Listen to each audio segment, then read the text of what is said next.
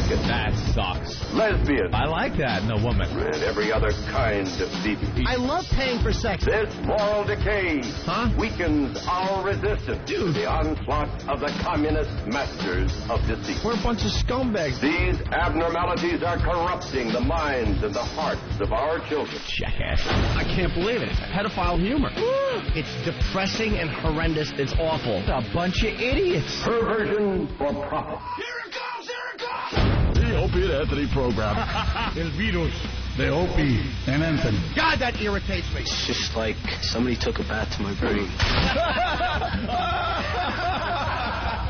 We're the only radio show that makes you want to hate us. Opie. I want my coffee. Anthony. I want that fact. Jim Norton. I want Ozzy. We are going to dumb this thing down to the point that we're going to be #1 with Down syndrome children. It's hysterical. The Opie and Anthony Show. But enough of this palaver. Let's get the show on the road. Chester! Here, boys, come on, Chester! Chester! Chester! Here, boys, come on, Chester! That's terrific. Here, boys! Come on, Chester! Chester! Come on, Chester! Chester! Here, boys, come on, Chester! Chester! Do you think I'm cute, Private Pound? Do you think I'm funny? Well, no shit. That one gets me every time. No shit. Oh, man, what a day in New York City. It's already 70 degrees. Beautiful. I know. It's a national talk show, and someone somewhere is saying 70 degrees, who cares? Right. We care, though. Oh, we care a lot. And it's all about us. It's going to get up to 90 today. Really? Yeah, that's what they're saying. 90 today and then back down to 60 tomorrow. Do you have any inane, stupid, useless things to do here today after the show? Yeah, we got to talk to Rolling Stone magazine. Yeah. Because that's what failures do, by the way. Now I'm going to point out all the cool stuff we get to do, because all our critics out there have to say that we're failing for some reason. Yeah, Rolling Stone's talking to us today, and then we're doing some TV spots or something. Really? We got to read audio. Yeah, audio for TV spots, I guess, after the show today. Oh, that's right. We were supposed to get scripts, weren't we? Yeah, where are the scripts? We kind of wung it last time. We winged it. We it. We just went into the studio and decided we know what our show's about, and I think we know best how to spend 10 seconds for a commercial spot to describe what our show is about. So we went into the studio for about a half hour, laid down some tracks, as they say in the biz, the tracks, and left. Then we were wondering where the commercials were. Well, apparently it went to XM, and somebody at XM, it's just XM, there's no real people, it's just XM said, no, they were not acceptable. So now we have to do it again today, but we were given a little guidance, I guess, a script, if you will, that we're supposed to use as a reference, an outline to what we're supposed to say for these 10-second commercials. And who wrote the script? I don't know. Eric, do you have the script? Did we get the script? I think that's Ben's call. Where's Ben? Script diva. Yeah, I want to know what this script is all about. Well, the funny thing is, it's only 10 seconds. There's not much 10 you can do in seconds. 10 seconds. So Anthony and I did a half hour in the studio. All sorts of stuff that added up to 10 seconds. And even parts that, now you take it and make it into 10 seconds. Right. We laid down a whole bunch of stuff. They could cut it into 10 seconds if they wanted to. How is that not acceptable? I don't know. You can't get anything done in 10 seconds. And we knew it was for TV, so we kept it clean. You know, it's stuff like what the show is about and how offbeat we are, how risque. They're trying to get real creative with 10 seconds. That's great. If you want a creative Opie and Anthony commercial, then you got to give us 30. If it's going to be a 10-second spot, okay, fine, we'll go with it. This is the spot. Hi, I'm Opie. I'm Anthony. And we are back on XM Satellite Radio. Check us out. There you go. Logo. That's it. Yeah, that's it. You're not going to get anything else out of a 10-second spot. I can't wait to see what ideas they have for us to record this afternoon. No one knows. Ben ain't. They didn't give us a script. No script yet? Neither one of us got it. Oh, good. All right. Good. Well, when we get the script, we'll have to practice on the air for everybody. Because without a script, we're just going to go in there and pretty much do exactly what we did last time. Yeah. Which I don't know. They won't accept. Oh, you know what? Because I'm sick of the BS. If there's no script, I go home right after the Rolling Stone interview. Look what we do now. I go home. Look what we do now. Because there's something else going on, and they want to have another meeting about it. I'm like, no more meetings. No. I told you how I feel about it, and that's it. Fix the problem. I'm done scared. Actually, we could throw that on the air, too. What's the problem? Anthony and I will not be doing any more road trips with XM Satellite Radio until things are taken care of. Yeah, that's it. We've been done our last road trip. It's been an ongoing thing for 4 or 5 months, and people, for some reason, are still not listening to us because there's really no one in charge of the channel. We've said that for a long, long time. The person that was supposed to be in charge of the channel, I won't even name his name anymore. You know, he's just too busy. That's the problem. I don't think he's incompetent. I think he just has way too much, things to take care of on a daily basis for XM Satellite Radio. On the plate? But that's all well and good, but we need one person to focus on this channel and get it in shape. Get it in shape now, okay? And one of the problems that we've had for a long time is Club Soda Kenny. So it's not a problem, Opie. No, he's not a problem. Made it sound like Club Soda Kenny was the problem. No, he's not a problem as far as where we sit. But for some reason, it's a problem with XM, and it's been an ongoing problem. And basically, what it comes down to, we finally got a bill for Club Soda Kenny's services that Anthony and I have to pay, and it's well over $3,000 for a couple trips. So technically, Anthony and I are now losing money to work for XM on the road. Yeah, so if we go on the road, we lose money. So logically, that's just stupid. And, can we afford that? Sure, I guess. But it's the principle of the whole thing. So we're done. No more road trips for the Opie and Anthony show. Shouldn't have to do that. And this is something I've been telling them would happen if they didn't listen to us and take care of the situation.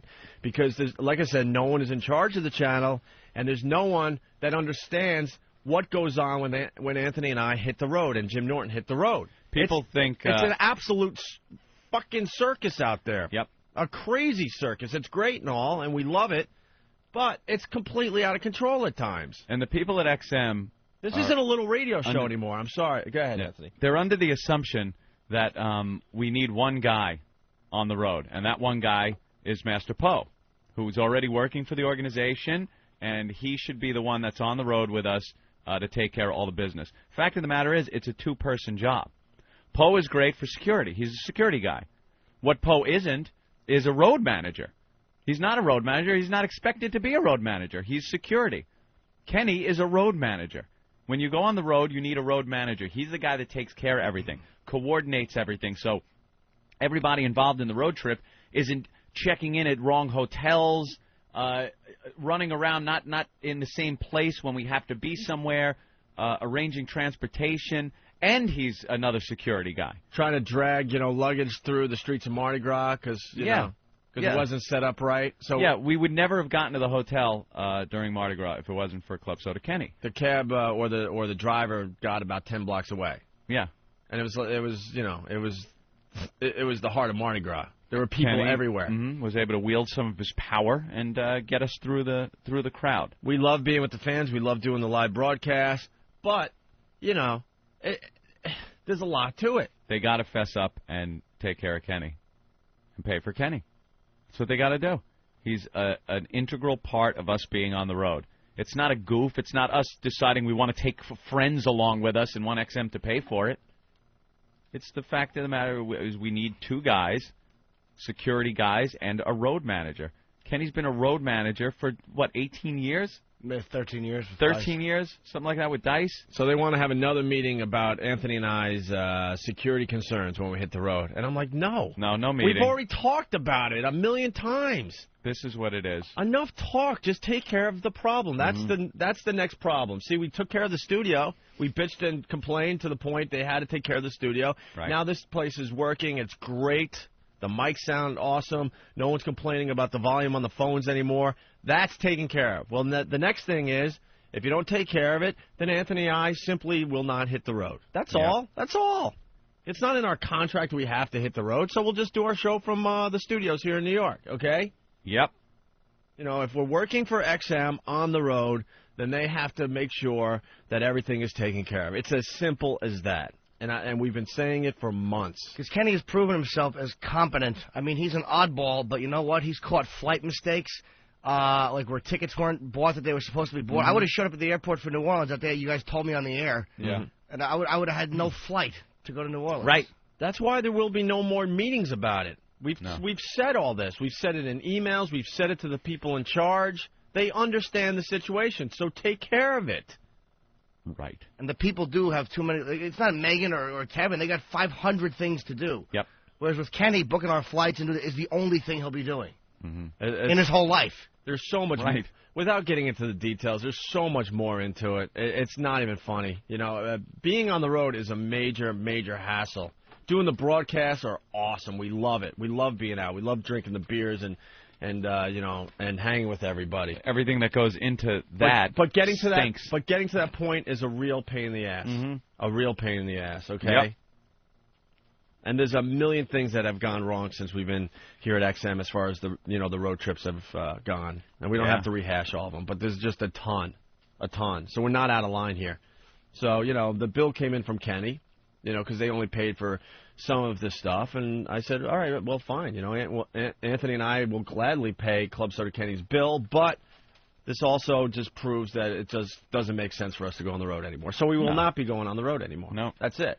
All the requests I've read on the message boards about, hey, are they coming down here? Are they coming to this city or that? Sorry. Dude, I wanted to strangle someone this morning, and he knows who he is, because he's like, when I sat with you guys in the studio in February, blah, blah, we went over all this. What? We didn't go over all this. We told you it was still a problem. Mm-hmm. And they told us that they weren't paying for Kenny's L.A. trip after the whole thing was set in motion there. Yeah. That Anthony was going to go play poker. That whole poker trip to, in L.A., that was booked well in advance. Right. And then pretty much after we committed to the whole thing, then we're being told, well, we're not going to really pay for Kenny, some of the stuff, some of Kenny's bills in L.A. Right. We had no choice in the matter at that point. So the bill finally came in. I'm like, all right, well, this is what we do now. This is what we do. That's it. No more road trip. Sorry. Some of these people are just stupid. They don't get it. They think they're just working with some local morning show that, as a goof, you have a little guy, watching their backs and stuff. Yeah. They have no idea. Someone on the road that could also, hang up some banners and stuff. And, take a look. Make sure everything's okay. That's what they think. And, maybe make sure that, we're not going to get microwaved egg sandwiches for breakfast, knowing that I have a real problem if I don't eat breakfast in the morning. Just the dumb, stupid stuff that, quote, a road manager type of guy takes care of. We all have our dumb concerns. Norton needs affordable prostitution on the road. I need breakfast. And Anthony needs those really dark shades in his room so he can get his Howard Hughes sleep. And sleep. I got to make sure the minibar is stocked and I have a high-speed internet connection. That's it. But we all have our dumb little concerns that maybe to the people that are looking in, think are ridiculous. But it's what we need to do the show. What's wrong there, Jimmy? Oh, no. It's I lost my thought. Damn it! It was a road thing. You just sparked a thought. I lost. Oh, all right. Well, that's the latest as far as the show goes. No meetings. No meetings, and we will not be hitting the road anymore. Because one thing that Kenny wouldn't be good at is because we really don't need rides, and Kenny's not good at finding fans in Boston to just pick us up. Why would you need that taken care of? Why would you need that? That's the type of stuff he does. He gets you rides after gigs. And we walked outside and had a fan just give us a ride to the hotel because we had no transportation. I know. That's what Kenny would take And then care you of. had a concern about getting from the airport to the hotel in Boston, and instead of someone taking that concern seriously, you're getting laughed at. You're getting laughed at. It's stuff like that. We need someone. And the person that, quote, supposedly is in charge, he has no idea. If I'm in charge of the channel, I would have taken one road trip to see exactly what it takes to take the Opie and Anthony show on the road. Mm-hmm. And probably as the boss, I guess, technically on paper, you could even tell us, well, some of this stuff is ridiculous, guys. Do you really need this? Do you really need that? That's a little dumb, but I see a concern here. Assess the situation. Yeah. But no one has even done that, really. So no more road trips and no meeting about it today. No meeting. 11:30, they're going to discuss it. Well, great. You're discussing it without Anthony and I because you already know what our concerns are. We don't need to tell you our concerns again. Mm-hmm. You know, this whole thing, it's over and over and over again. That's how they work. You're going to have Ricky represent you in the office on the meeting during the conference call. That'll work. Yeah, he called me at 6:45. I'm home, getting ready to leave. 6:50, very responsibly asked me what I'd like for my breakfast. I tell him my coffee and my little omelet. Yeah. 40 minutes ago. Ricky? Yeah. And it's still not here. We're going to get into the whole Ricky the intern thing today. I because need coffee when I walk in. It's not much. I don't need a lot. I just need a medium coffee. It's all I want. Mm-hmm. All right. Not here. Where is Ricky today? Who knows? I don't know. Maybe he took my order from... He's here. He's still in the building? Where is he? Oh, he's gone? He's okay. Ooh, What time did he go out? Nathaniel, what time did he go out? 40 minutes ago. To get a coffee and a fucking omelet. 40 minutes. Nah. Here he is. Here he comes. Oh, shit. Here comes Ricky, everybody. Give him a little credit. He did take the initiative to call you and see what you'd like. Which I appreciate. Which was nice of Ricky. It was. Ricky, there's your coffee. This better be right. Coffee diva. God, this better be right. I'm going to see if the copy's Yeah. right. Hey, Ben, is the TV script here yet? No, they never sent it. No, I just talked. I thought they're flying from Boston. Those guys. What time? They'll get here at 11. Tell them not to fly. If we don't have a script, we're not. They have a script. It's 10 seconds. Who cares? But that's what it's Opie and Anthony. You're listening to XM or something stupid. That's what we did already. We I know, but I keep didn't. doing I guess things over they didn't and like over the again. inflection in your voice was the problem, or some stupid. Yeah, I'm not must even be kidding. It was something. Are you kidding me? They're flying these guys from Boston again for 10 seconds of audio from us. I don't. Yeah. But they won't pay for Club Soda Kenny. Right. And I'm sure these guys aren't paying their own airfare. No, of course not. Yeah. This is one of the problems that I'm really going to work hard in solving here. We do things over and over and over again here. Yeah. How many times do we have to rework the studio and complain about the studio until it finally got done?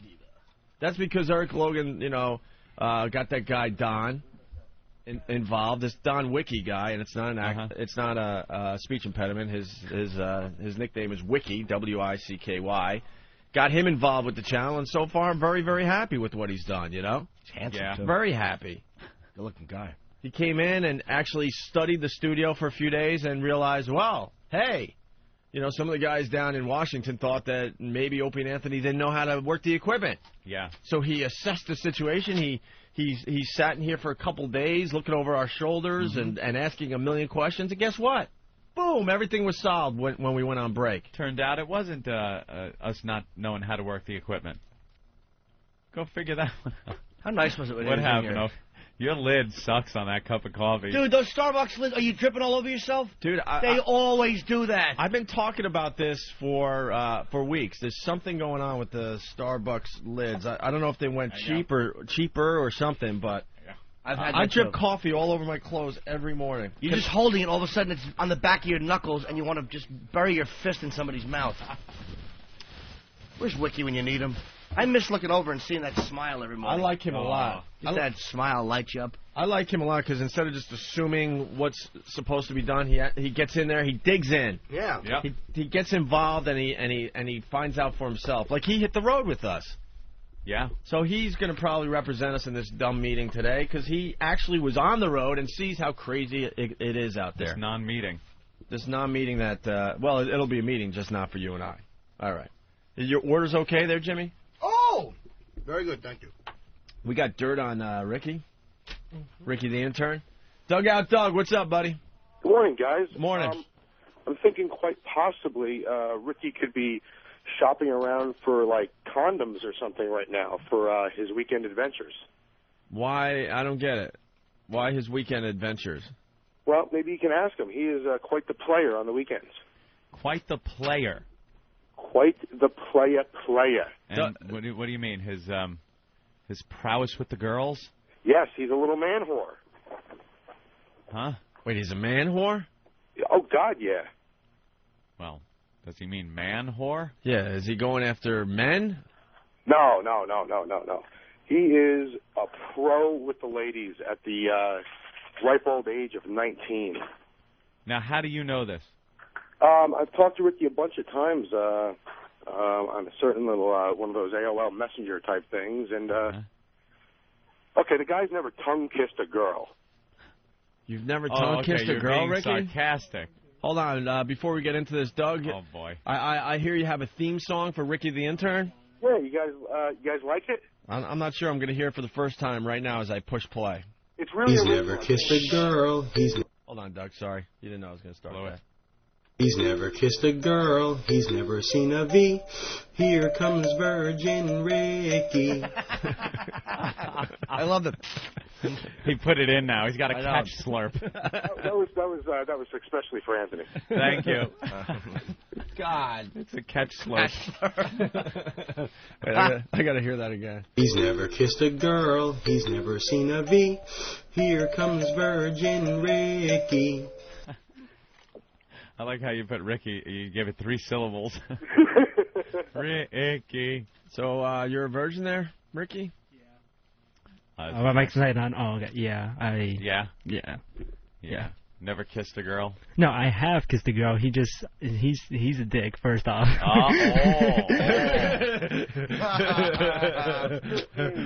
nutty. That hurts me, Ricky. It's not a real kiss if it's not tongue, guys. Come on, give it to me. So you've just kissed a girl? Like, yeah, I haven't tongued or anything. a peck. Your mom doesn't count. Peck. No. An aunt?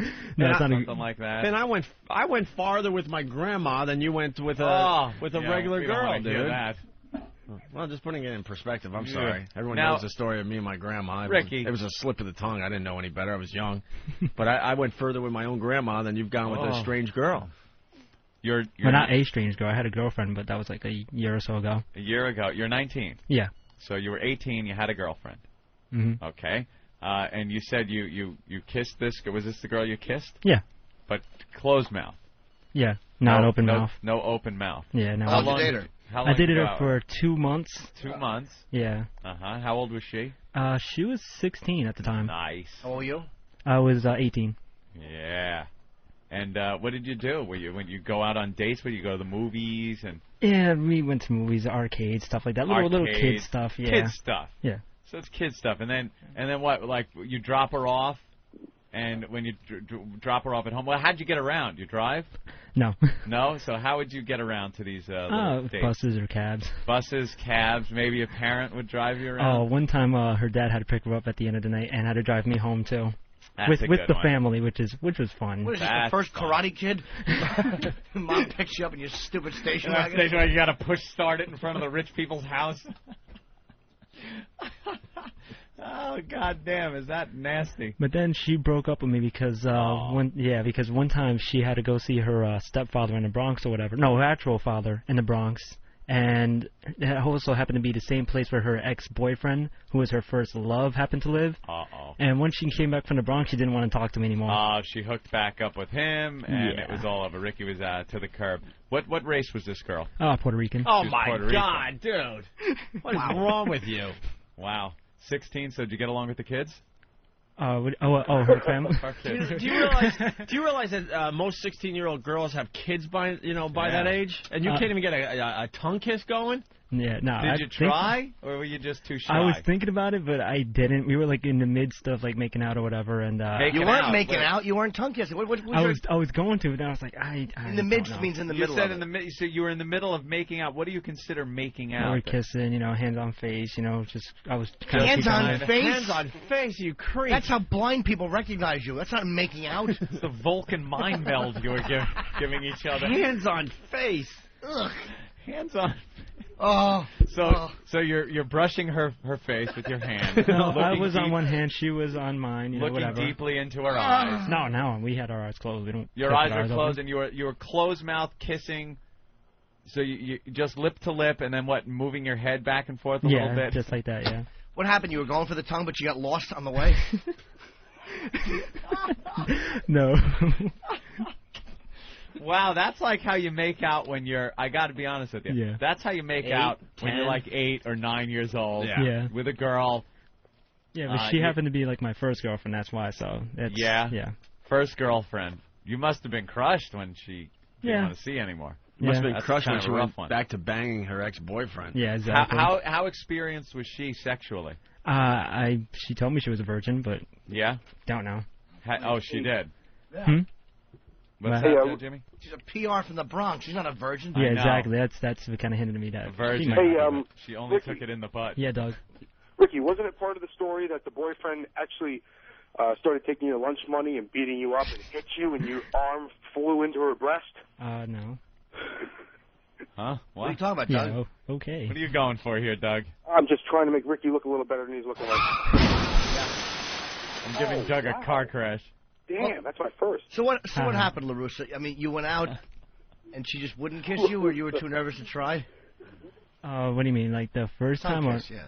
Oh, the tongue kiss. Like we were in the middle, and I was thinking about it, but I was like, nah, I don't want to be rude or something. I don't know. Be rude. Being rude is sticking your tongue in her ass without asking. While she's sleeping. Now you went out with going her. to a funeral of a family member. Yeah, Jesus. I mean, calm down there, Ricky. Well, My it's God. not rude. You eat a girl's boyfriend and girlfriend. Yeah, it's acceptable. Yeah. So now, as far as her or any other girl, did you ever put your hands anywhere? While she's sleeping. No. Just the face? Yeah, that's about it. You never felt boobs yet. Never. Shoulder, anything like that? Yeah, her arm. Her arm. So what about a hip? You put your hands on her hip, things like that. But never over the shirt, a brush of the breast. No. And not even down the pants or anything like that. No. So what's the problem, man? I'm too shy. You're shy. Yeah. You're too shy. And you haven't had a girlfriend since? Yeah. So that must have really gotten you, be honest here, it must have really gotten you worked up to just do a closed-mouth kiss with a girl. Yeah. You must have been really like, it was cool at the sporting, time. as they say. You must have been sporting pup tent. Most likely. Yeah? Most likely. And then what would you do? You can't just leave that stuff alone as a guy. You get what they call blue balls, which is a painful throbbing of course pain it is, Anthony. in your sack if you've had a hard-on for any length of time. We know this from having to do the dry hump in the basement of girlfriends' houses, but way back when we were teens. You would sit there with a girl making out and doing the dry hump. You ever do any of that dry humping, Ricky? You do a dry hump?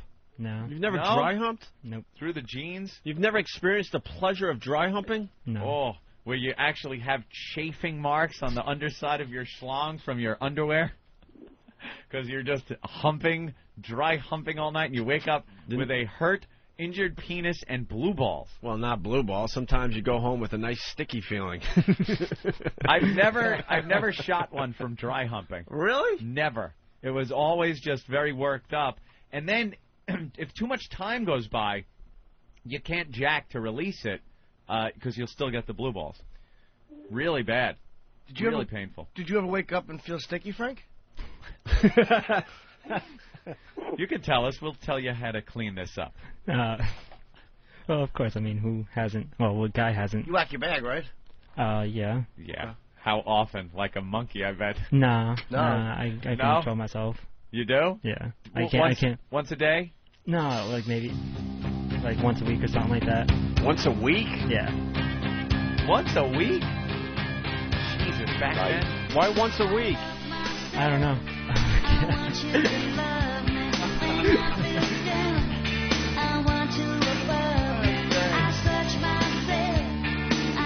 Know this song, Ricky? No? Listen to the chorus here. Oh, I'm waiting.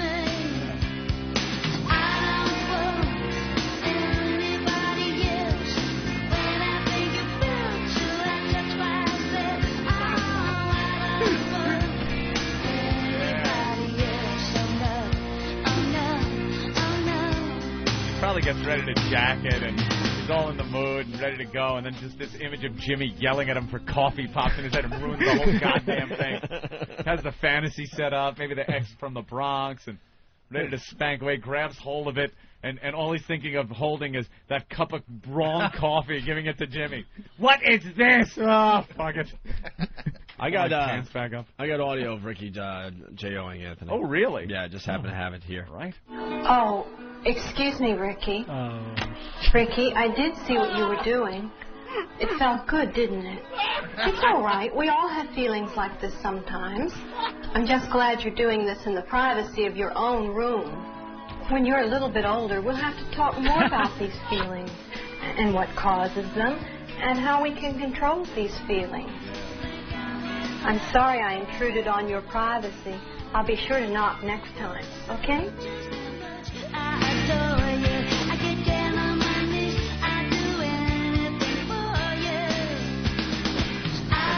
never had a girl like even love your mule? No.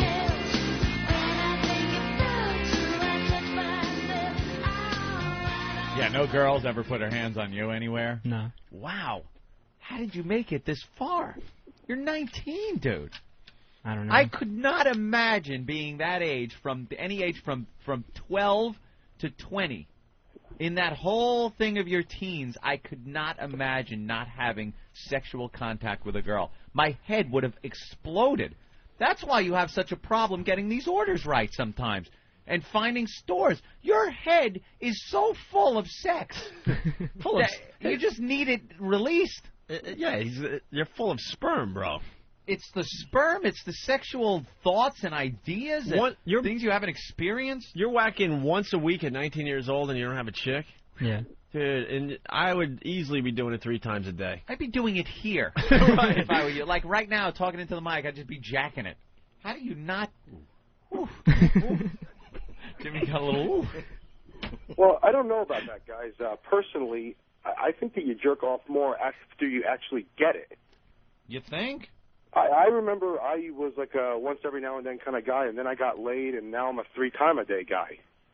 I don't know, man. I think you're just on that constant quest to get that feeling the way it is with the woman, so you don't need her anymore.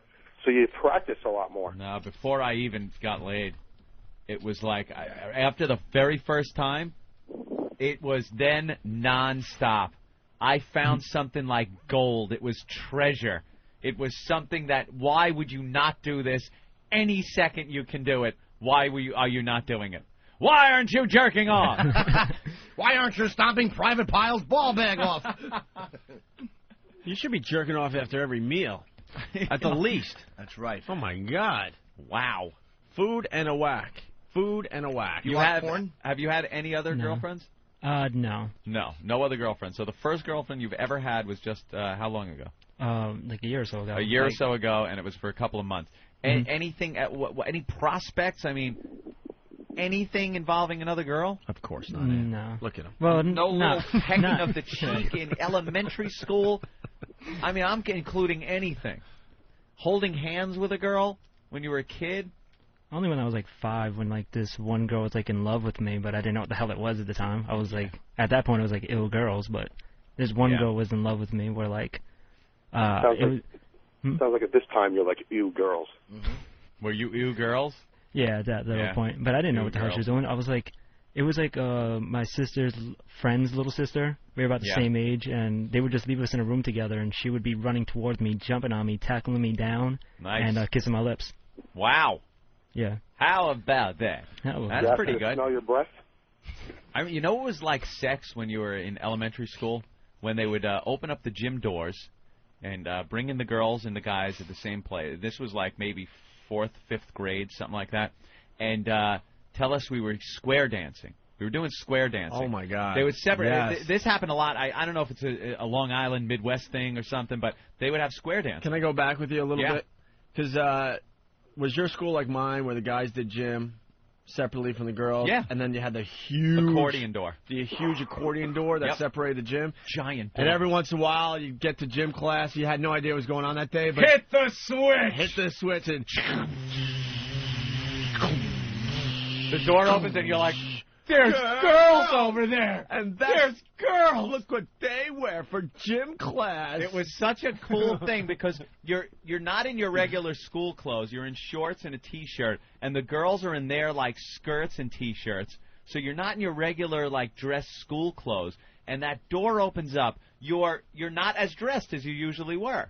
So that the door opens, you see the girls, and it was just like this primal growling thing would come over you as you look at these girls. And now, since it's square dancing, there's contact, there's physical contact with girls that you sit in these classes with on a daily basis, never touch, barely talk to, and now you're being forced by the teachers to hold hands, put your arm around their waists, and dude, this was sex for you as a kid. It stands out in my mind as some of the most exciting moments of my life back then. I am so with you. That and climbing the rope. Well, the rope never really did me justice. Really? No. That's when I discovered that this thing could do a lot more than just... From the rope in between your legs? Oh, my God. I had not... Well, we were climbing rope, very early on. And that was... Yeah, that's when I finally realized, wow, look what this thing can do.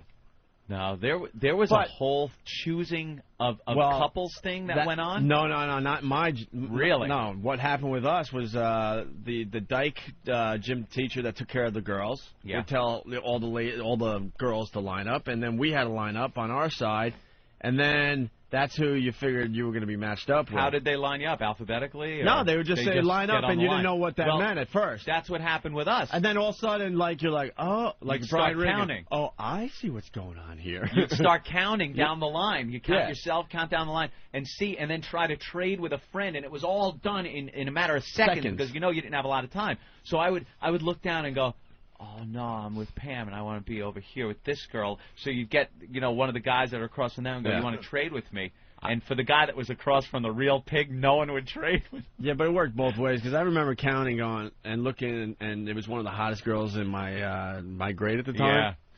And the disappointment on her face. Oh no, really? Oh, I was the guy. Yeah, I was a little skinny kid like Opie. Yeah. Oh, I was just a skinny mess, and the disappointment on her face. Oh.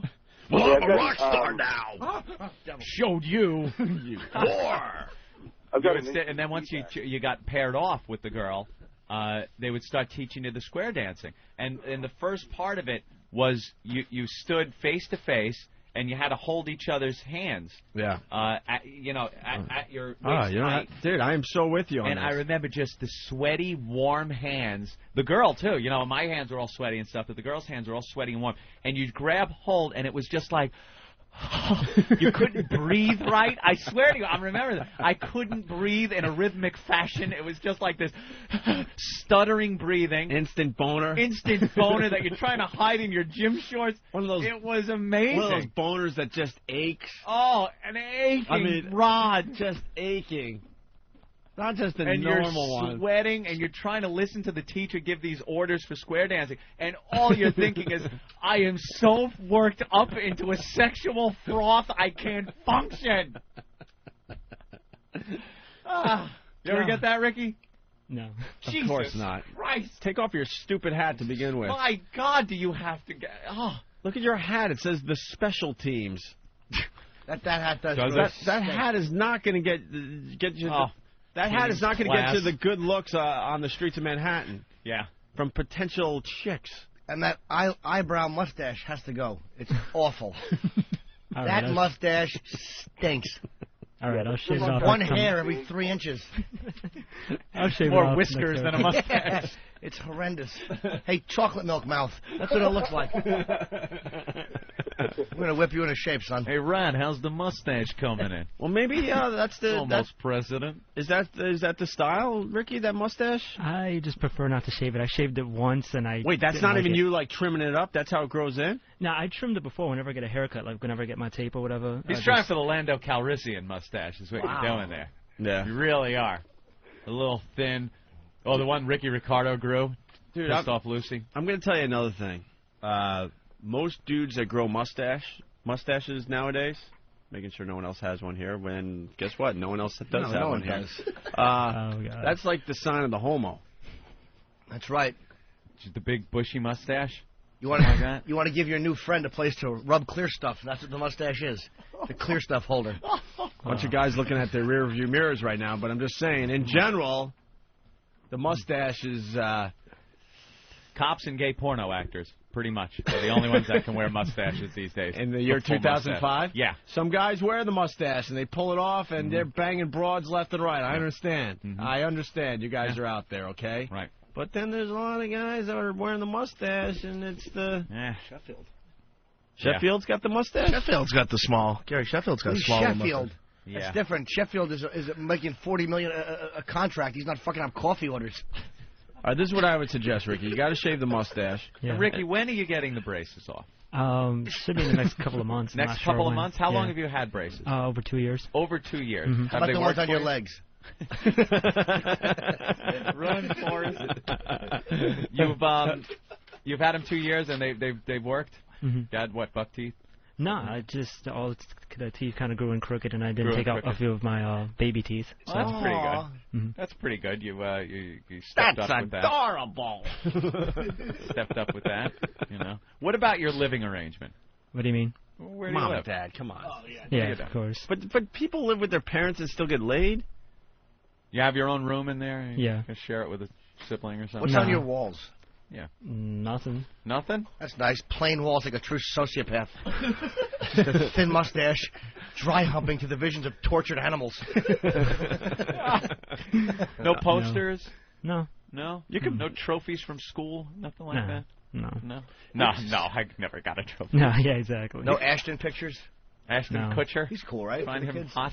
Yeah, to the white kids. But... Oh, who's the Puerto Rican kids like? Are you Puerto Rican? No, I'm El Salvadorian, but Usher. Yeah. They like the Usher. No, it's the same thing. Yeah. That could be half your problem I've heard right that there. before, yeah. El No, I mean, Salvadorian? It's kind of suave. Young El Salvadorian boy with fine abs, straight teeth. Good boy. I think after he gets the braces off, matures a little more. Maybe gets I a better think he'll do hat, all right. Anthony. Yeah. I mean, the hat. This is a goof hat, though. This is like a Simpsons, you know? It's I understand it's what's his name from The Simpsons, and it says what, special teams, right? Yeah, that's great. I think he'll do all right. He's what you call a late bloomer. Yes. Is what they call him. But enough with the goofy hats. It's time to dump. You know, you're 19 trying to get laid. You don't want to walk around with a hat with the little beer can holders on it. Hi, girls. Waka waka. Ladies. It's a nutty hat. This just in, though, Ant. Yeah. Ricky is on his way. He's got a new job. Oh, God. Congratulations to Ricky. You're not leaving the show. Because a lot of people make relationships in the workplace. Ricky Which is good. Ricky's new job, making tacos. So What? Perfect. Yeah. Get used to that shape and the smell. That is really great. you got to make the tacos before you can eat the tacos. So you're on your way, buddy. You're making tacos? Yeah. Where at? At Chipotle. Where's that? I don't want to give it the exact Okay, they address. make and good a lot of tacos? people- Of course, yeah, you don't want to they're get out the they're address the burritos. because people are just going to be, breaking down the doors to see you. No, it's not making that, but tacos. I know Yeah, you're that- right. Some girl might want to come and see if you're cute. Why give out that address? Some lady might be listening to this program and say, that guy sounds cute and kind of endearing, and I wouldn't mind kissing him and knowing he doesn't have any diseases. With an open mouth. Yeah. You have to make that noise, by the way, when you kiss. That's what sex is. When your mouth is open and you're kissing, you have to go, That's right. That's the tongue noise. All right. In my defense, though, there is like one girl that's kind of messing with me, but I'm not sure. She is Kinda kind of a messing slore. with you? Yeah. What do you mean messing? Like, I have my own show at the college or whatever, and she's only there when I'm there. So, I mean, I see that, and then she's also telling me that she would bless me. Well, I mean, blessing me by taking my virginity or whatever. Oh, really? But, yeah, She wants but- to take your virginity. Yeah. I think that's pretty much not messing with you. I think that's she wants to get you laid. Well, Yeah, but- how does she know you're a virgin? Well, Did because you tell her? Was that your opening line? No, it just was brought up in conversation, and Yeah. it was said, and I said, yeah, I am. You are, and she said she would take care of that. Is she Yeah. hot? She's really hot. She's Really hot. Extremely hot. And Puerto Rican again. And but she's I don't Puerto know. Rican. Yeah. Wow. She probably said it in some fun way, like, I'll take care of that. You can't No, believe she I just- have Rick no, the Roll Horse. She said that for like a couple of weeks in a row, so I don't really know. don't know. It sounds- It could be real, but in the same sense, it could be like he said, kind of. What would her motive be? She just wants to get laid. Oh, with your luck, you'd get her pregnant, and you'd be like Yeah. the first time you'd have a kid. Her boyfriend would come Nah. shoot you. She loved to taste the communion wafers, Father. She loves to taste the communion wafers. You'd think maybe the Pope could give her, special dispensation for an abortion? I gotta go with one of Jim Norton's jokes here, though. Ooh. If he gets a girl pregnant, there's no problems there. Why? She's not gonna have the kid. Do you think that she'd just throw herself down the stairs? Oh. Yeah, she's not going. I don't know. He seems to be like that guy that might be the sucker. She's not going full term with Ricky's working kid. at the taco place, having to give 50% of his taco income to a kid. If I'm sorry, but I shouldn't quote Jimmy. You should maybe do it. Oh, that's you can the quote beauty of looking like Ricky, basically. Right. He can get girls pregnant. They're not going to have the kids. No need to pull out, Rick. Remember, it's not your problem. Do we have an actual air check of your radio show? Oh. All right. right. This can it's not maybe an air check. showcase It's just some of your talents. It's just actual audio from my show. It sucks, just to give you a warning. Now, don't be such a negative Nelly. This will showcase some of your talent, and maybe that'll get the girls on board too. 'Cause you're covering all the bases here. You got to get the look thing down, the talent thing, the personality, and then the girls just come swarming. What's the name of your show? Just my show. It's just Ricky show, whatever. The I jerk off once a week Virgin show. You should actually call it the Ricky Show, whatever. Yeah, my show, Ricky Show, whatever. Yeah, they would have. Before, my DJ name was Ricky Martin, playing off of my last name, but I chopped that name. Really? Yeah. Why? Because of the androgynous singer that make him a... Yeah. All right. The singer that's kind of gay? Yeah. Yes, so that's why I kind of dropped it, yeah. The Ricky Martin Show. Yeah, that's what it was called before. You're living La Vida boring. Live, Valhalla, New York, the voice of Westchester Community College. I forgot I had to turn the mic on. Good morning, everybody. It's Ricky here with you. I keep forgetting about this board. It's 10 o'clock, and I'm starting my show up. 914-606-6753. Instead of meeting the cast of Chappelle Show, I'm saying a lot. I'm kind of nervous. Instead of meeting the cast of Chappelle Show this morning, instead of meeting Charlie Murphy and Darnell Rawlings and Billy Burr, I came here. But, oh well, whatever. I got you. Wait, who's the chick in the Oh, background? that's some fat, annoying chick that everybody hates at the station. Good, stick it in her. That'll be a perfect way to break it in. You're going to be awful the first time, so just take it out on her. Practice. That's true. I'm not desperate. And what is she saying to you in the background? She's just like, nah, you should have. What are you doing here and this and that? Oh. I have an idea. Would you ever have sex? How would you feel about tossing a man face first out of a wheelchair? Laying him on the bed. And yeah. He's not desperate either. Well, he is desperate. Yeah. You should be very desperate. I don't know. I have some respect for this kid, though. Let's hear more of that show. That was pretty good. Because he's trying to make something of himself, wants to be in radio, right? Yeah. And he knew he needed to go do his radio show and practice instead of like blowing it off to meet celebrities here on our show. Because that's what he's referring to the day we had the cast on. Yeah. I know, Rollins. I respect you for that. I like his delivery. Hey. Why are you going to go ahead and do that? I got Christina in the studio. You get slapped for that. I got Christina in the studio. Do not play that nasty, disgusting cornball song. What? Oh, yeah. No. Before we go into that, I was going to, And then that was another thing I was going to bring up. Not only did I skip meeting the 3 guys from Chappelle Show, well, I come in today. It's like 10 minutes before my show, and I'm getting requests already. Look at that. And I know I had the last. Oh, come on, whatever. Yeah, Christina's look, I had that last week. I didn't even get to do anything, and as soon as as soon as I stepped into the studio, your phone was ringing off the hook. So I'm like, hello. He's like, can I get a request for such and such? I'm like, okay, click, boom. 5 seconds later, can I have a request for this? I'm like, I have requests for 5 different songs. I'm like, Jesus, you ruined my. Just write them down. That's no big deal. But it kind of ruined my setup. And then the same woman, that first woman that called me, she called talks way too much. She's like, oh, I'm at work and stuff like that. I don't want to interrupt the captivating radio. Yeah, I kept her on for too long. I was just, it's not only that. It's the. You should have smashed her in the face back. She walked all over you. The Pac-Man theme music behind you. Mix that up. Boom, boom, boom, boom. Wow. Yeah, that's a biggie. Why didn't you smash her back? It's your show. Get in there, Ricky! Yeah, I've been too kind with allowing anybody to walk into my show, and now I'm starting to take control of it. It just... How long have you been on? About a year now. A year? Oh, I forgot you got to turn the microphones on. Hi, self-delivery. This is Ricky. Hi, this is Ricky. We have just a little more for today. Music, yes. You requested for a song that you can't even hear. Okay, real smart. Very nice, but Use the C word. Oh, it's too early in the morning. So want to. This early. Yeah, that's crazy. It's very shocking. Yeah, and I'm gonna start it off with a request. I didn't get his name though, but he requested Shane Hall. Yes, Boom Boom Anonymous. Tap. Anonymous. To an anonymous caller, Shane Hall, Boom Boom Tap on the new sound of Power 88, 914-606-6753. I don't think they ready. Ricky, your delivery is pretty quiet. Yeah. And thanks for the number, guys. Hey, I'm here. Oh, Jesus. That's right. Thanks for the number. Oh, wow. Yeah, not like anybody from Whackbag's going to be calling that one up. Yeah, when do you do your show over there? Thursday mornings. All right, well, now you're going to have a huge Whoa, audience. what time? 10 to 12. 10 to 12 10 Thursday to 12, mornings. Thursday Oh, morning. I thought he was If competing you're in the New this York program. area. Yeah. Actually, you got to be about a mile from the campus, I'm assuming. 10 miles, actually, yeah. 10 miles from the 10 campus, you can hear Ricky do his radio show. How do you have your own radio show and not get laid? Chicks love that. Yeah. Do they email you?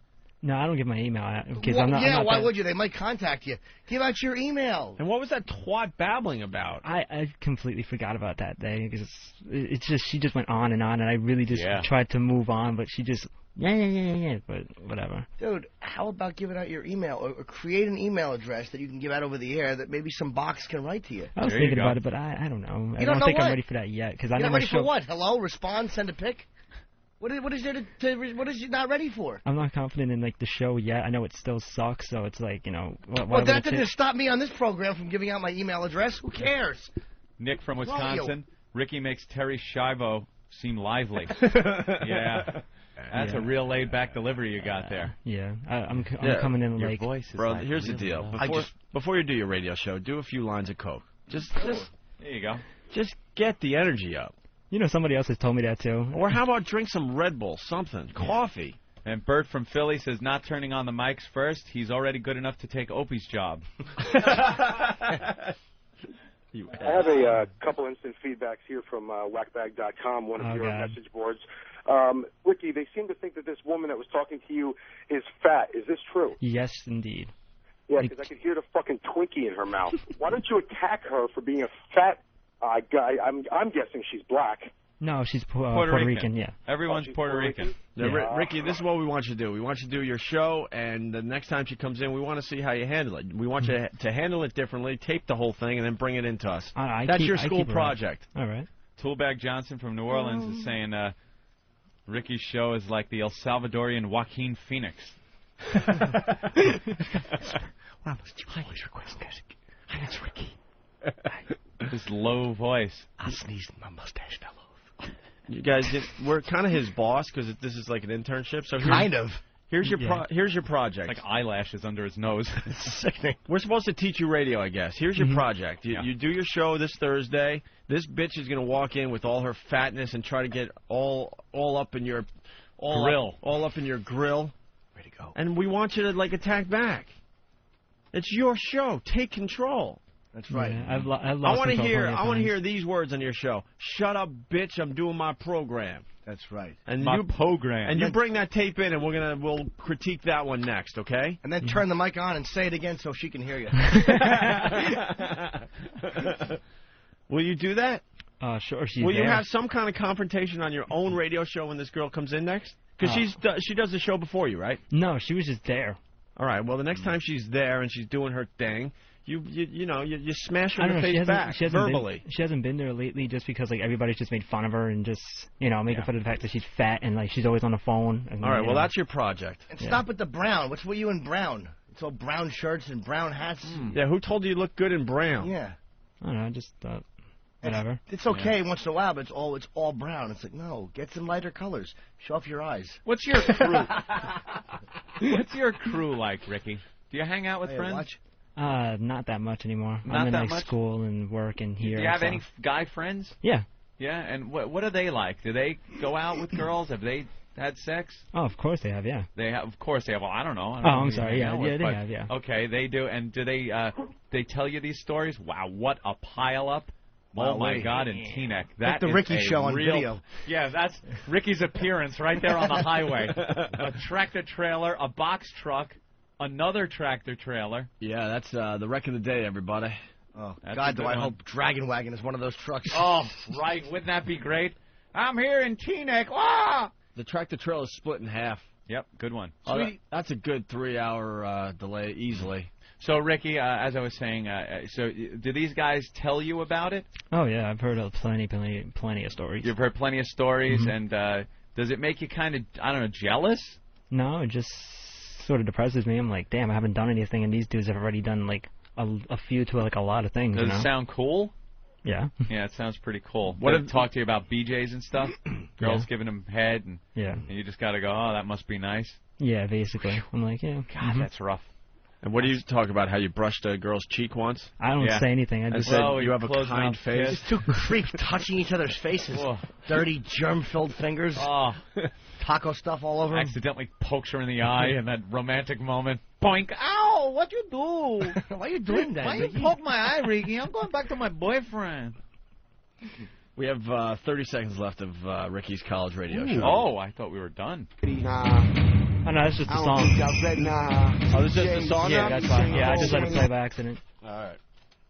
All right. Well, I guess we're done with Ricky. That was great. That was good radio. All right, so your job is to confront this pig, and you also got to get an email address that you give out over the air. Yeah. For chicks. Mm-hmm. Just for the chicks. Guys will email you, too. That's fine. Say, hey, email me. You're going to get a couple of emails. Why don't we come up with maybe an email address for him? All right. Tongue me at AOL.com. Could I'm be sure good. that's been done. Tongue me? Yeah, Tongue that's probably me. taken. He'd And we end up can't- we have to- tongue me 1389 or something. We got to give it to him privately because, someone will grab it as soon as you say it on the air. Swap spit. Yeah, how about I've never sunk this meat into anything living.com for your new website. Look N for pussy. Something like that. I like when you use just a letter and a number to say things. What's with the brown watch, by the way? Oh, I don't know. My brown mom watch, gave too? me this for Christmas. You are into brown. Why wanted the intern to send me a note to look at your fingernails? What's wrong with your fingernails? Let me see. Wow, look at that thumbnail. Let me see. Is that something in the That's cool. El Salvadorian community? Wait a minute. What's going on with this the pinky nail? Does dirt get under them when you're sleeping in your coffin? Dude, you got like a coke nail. Nosferatu hands? Yeah. What's wrong with you? Dude, why do you have such long fingernails? I usually just don't cut them. I wait for a while, and then I get tired of them and cut them. Dude, you got a coke nail, and you don't do drugs. No. You see how long that nail Hold is? your hand up this way. Don't move it around. Let me see. Your thumbnail is huge. Yeah. Your pinky nail is huge. What? So, Louis Cypher, when are you going to get your nails trimmed and start your own email address? Those are awful nails. You have to... girls will look at that and be freaked out. They will not appreciate the long nail. Yeah, some of them I've bitten off, too, so it doesn't really help, yeah. Wow, look at that. Just file them. Eric, you must get a camera and snap a close-up shot of that hand. Yeah, just put because the that hand must on go the up on the website. Yeah, put the hand on the console and take a picture snap of it. a picture. All right. Wow, that is messed up. There it is. All right, Anthony, we should take a break. Wow. I think we're done with Ricky. Did you cut the girl's face when you were brushing it with your hand? No. Jesus. That's really creepy. You just like long nails? No, I just... Buddy. Trim them. That's very telling. Yeah, guys just don't let their nails grow. No. Unless you're into it. You got to keep them. Yeah, like a crazy guy will grow the pinky nail real long for the coke. Like, I never owned a nail clipper because I would just bite my own nails. And then that habit went away, finally, thank God. And now every once in a while, I'll forget about them a little bit and go, whoop, whoop. And then, rush to the bathroom and get them, chopped down nice. Yeah, clip that. Do you own a nail clipper? Yeah. Do you own a nail clipper? Yeah. Okay. Why the long nails? There's something there. No, I just get lazy and just feel like don't Dude, feel like lazy cutting until later. You know how long you have to go without cutting your nails to get them Yeah. that long?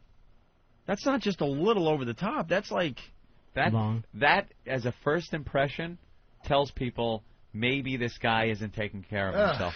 Mm. Really is? Yeah. Mm-hmm. Or maybe that he's a little, feminine. Weird? Which could be all right, too, I guess. Whatever you're into. You a Peter Pumper?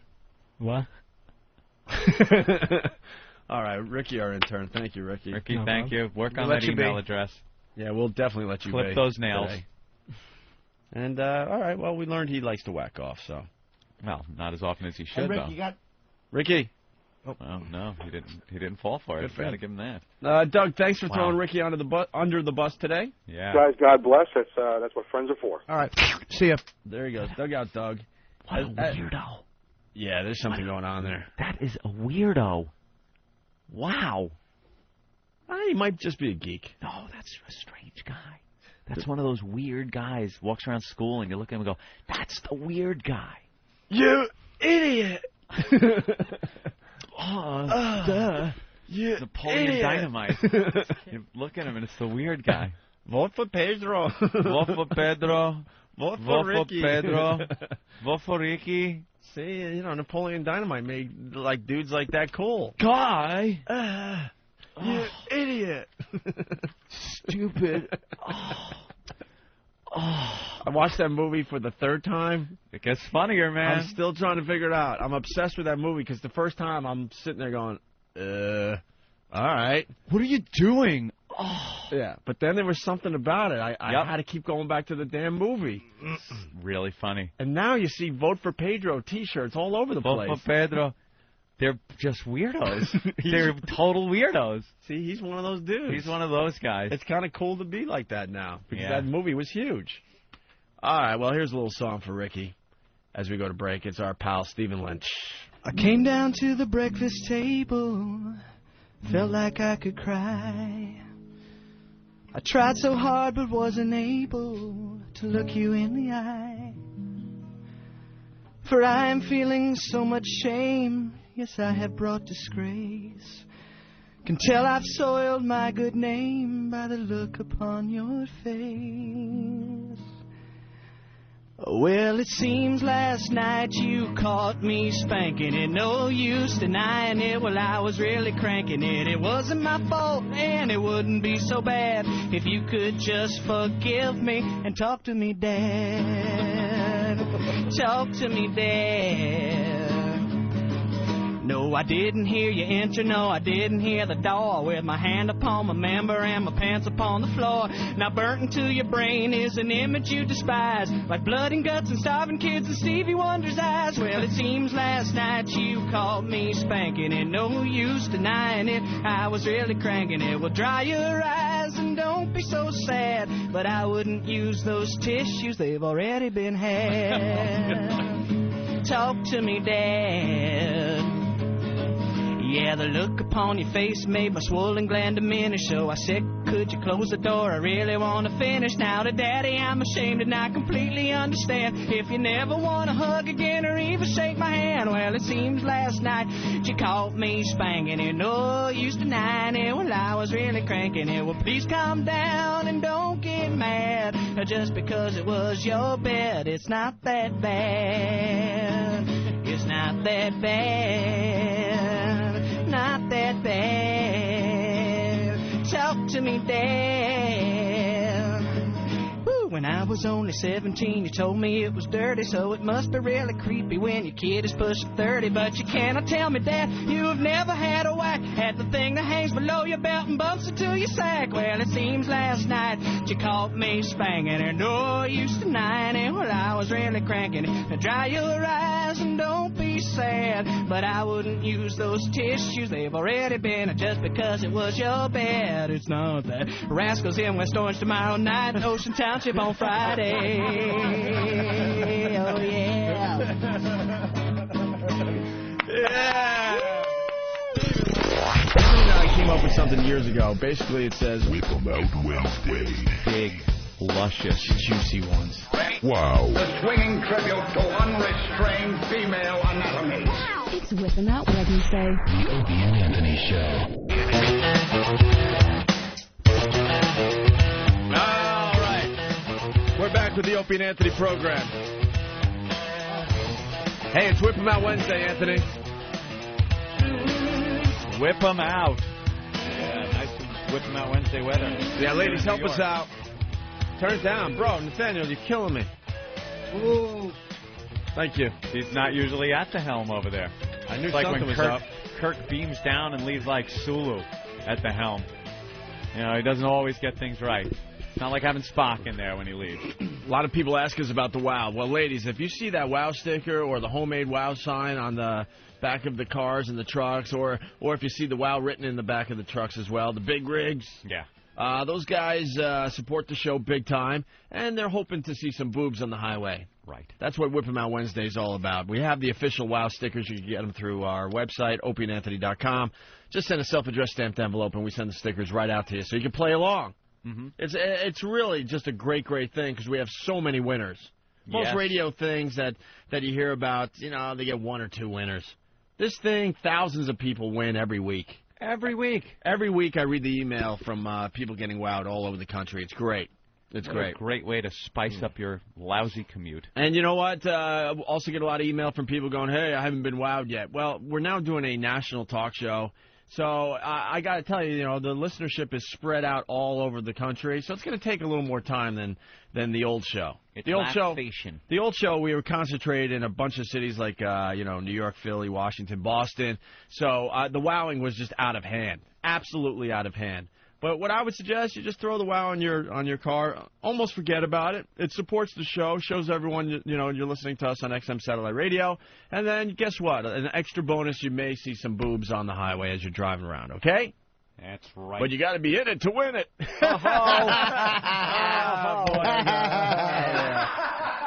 Yeah. That's terrific. Yeah. That's terrific. So with that said, get a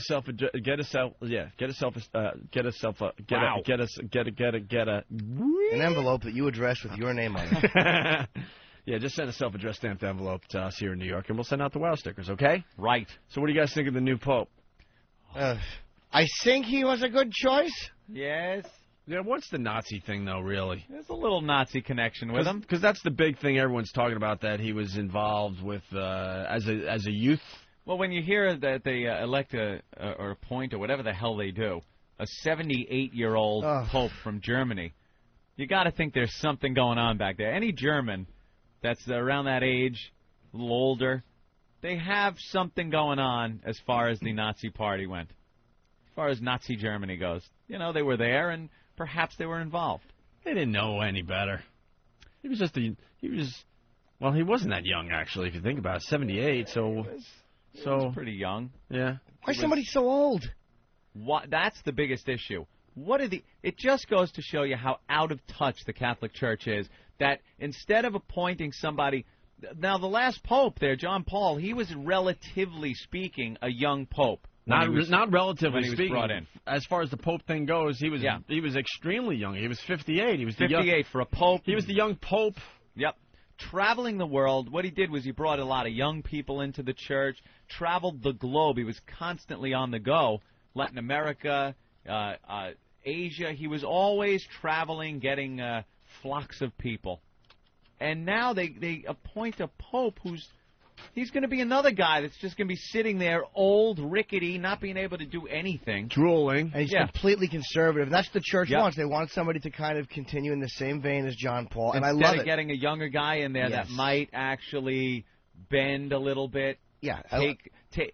Listen to people a little bit. This guy, there's no talking to this guy. Nope. He is stuck in his ways, and that is it. And a lot of the people in the Catholic Church, they love that. They want that. I love it too, because I think they're becoming more and more irrelevant. I love to see them taking the scandal and the beating and losing the property and having to sell shit and pay off lawsuits.